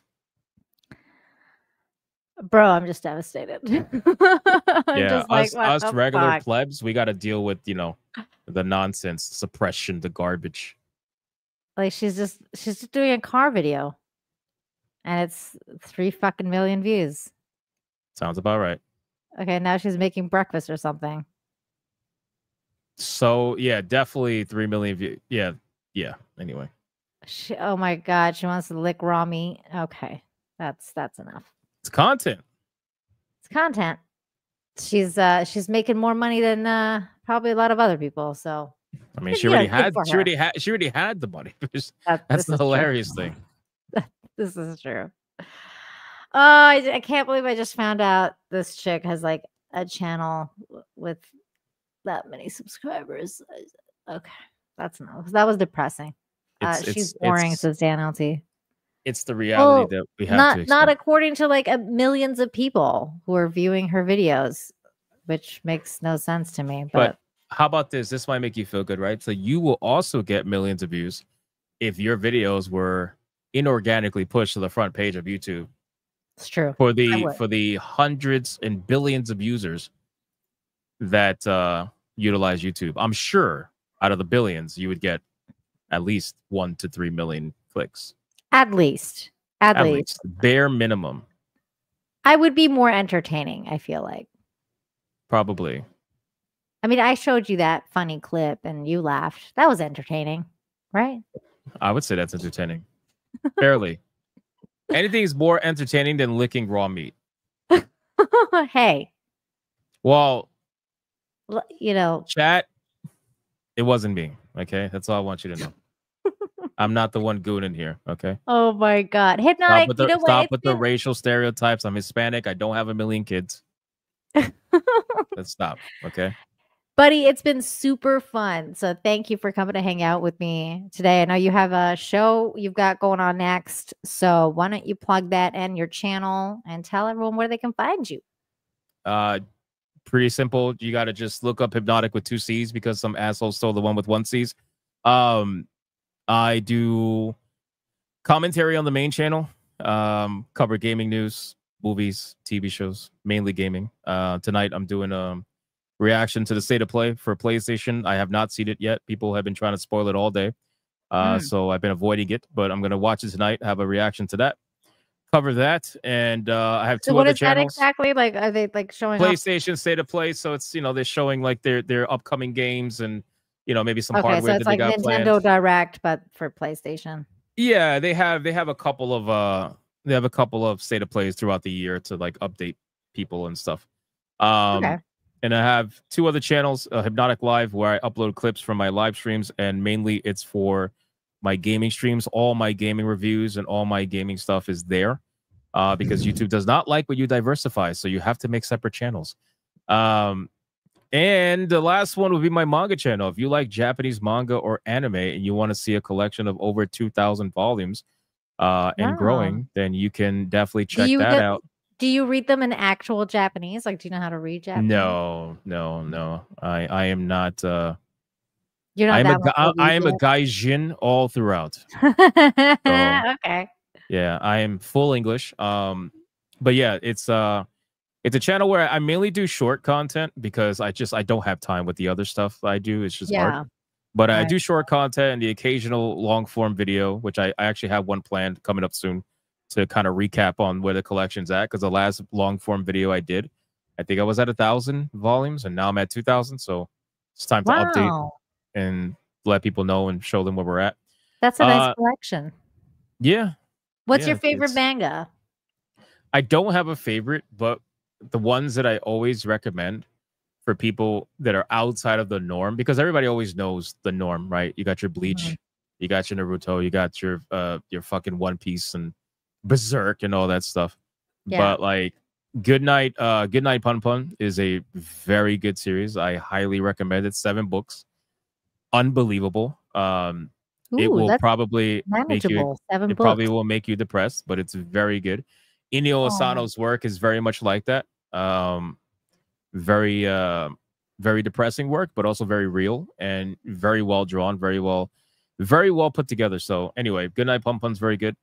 And Promised Neverland, man, gets too much hate because the anime sucked. So everybody ignores the manga. And it's a really good manga that I constantly recommend it, regardless of people that are in my comments like the anime sucked. Fuck you.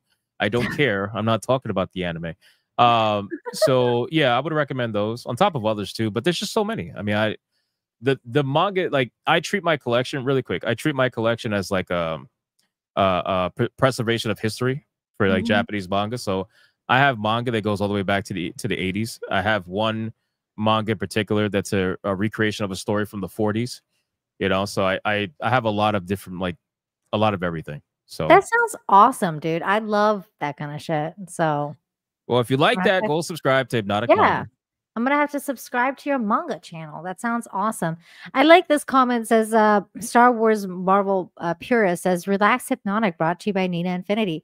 I feel like we got to see a different side of you on here, which is what I try to do. I try to not show people what you usually used to, a different side of the person. So I'm glad that we got to know each other.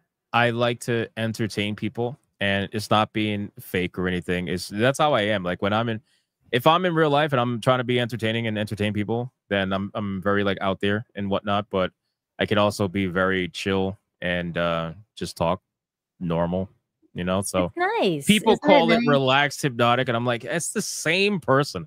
I'm the same fucking person.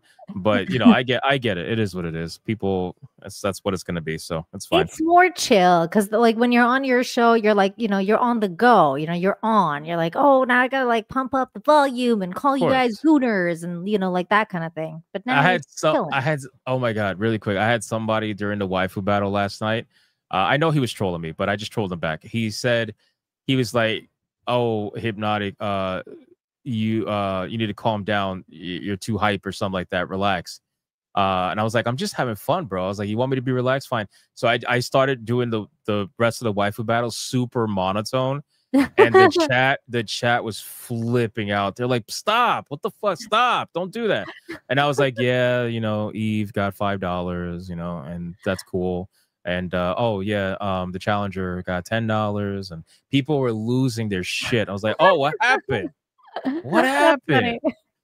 So it was a lot of fun. But have you done one with Matsumoto yet? Maybe no, I did not. She's my girl. Where is she at? I mean, she had the I don't think I biggest did. ones. I feel like you've like totally shafted her. Did I? No. Let me hold on. I actually we keep everything tracked for the waifu battle. So she's my girl. When I first saw her, I was like, she's the biggest tatas I've ever seen. No, I think I did have Rangiku in the waifu battle, but like way earlier on. Like during the initial inception of the waifu battle. I don't think she's been back for a long time. I'll bring her back. Yeah, bring her back. She's the best. I like her. I'll definitely bring her back. I used to have one of those mouse pads where her boobs were like the gel. That's some real gooner shit. I'm impressed. Nice. Nice. Nice. It's still in Canada. Like I still have it in package. I could never even take it out of the package because I was like, I need to protect your boobs at all. How are you gonna feel a titty all the way from Canada? That's not gonna work. I know it's still like at my mom's house. It's in a box. And I'm like, so you got massive titties somewhere in your mom's house. That is an interesting story. I know, isn't that so crazy? But I will grab it one day and bring it back, and then this time I'll open it up and then I'll put my hand on it. Although actually maybe I shouldn't because in Cancun like the humidity destroys everything. So I'll keep her safe and her titties. Keep the titties preserved. Keep them nice and perky. Yeah. Yeah, at all costs. Yeah. Don't let them droop from humidity. No. Thank you so much for coming on. And hopefully you'll come back at some point again in the future. Absolutely. Thank you for having me, Nina. I appreciate it. It was fun talking. And I will catch you guys next time. See you guys next time. Bye, everybody. Thank you for all the super chats and the support and all the good stuff. Thank you, guys. Love the chat. Bye, you guys.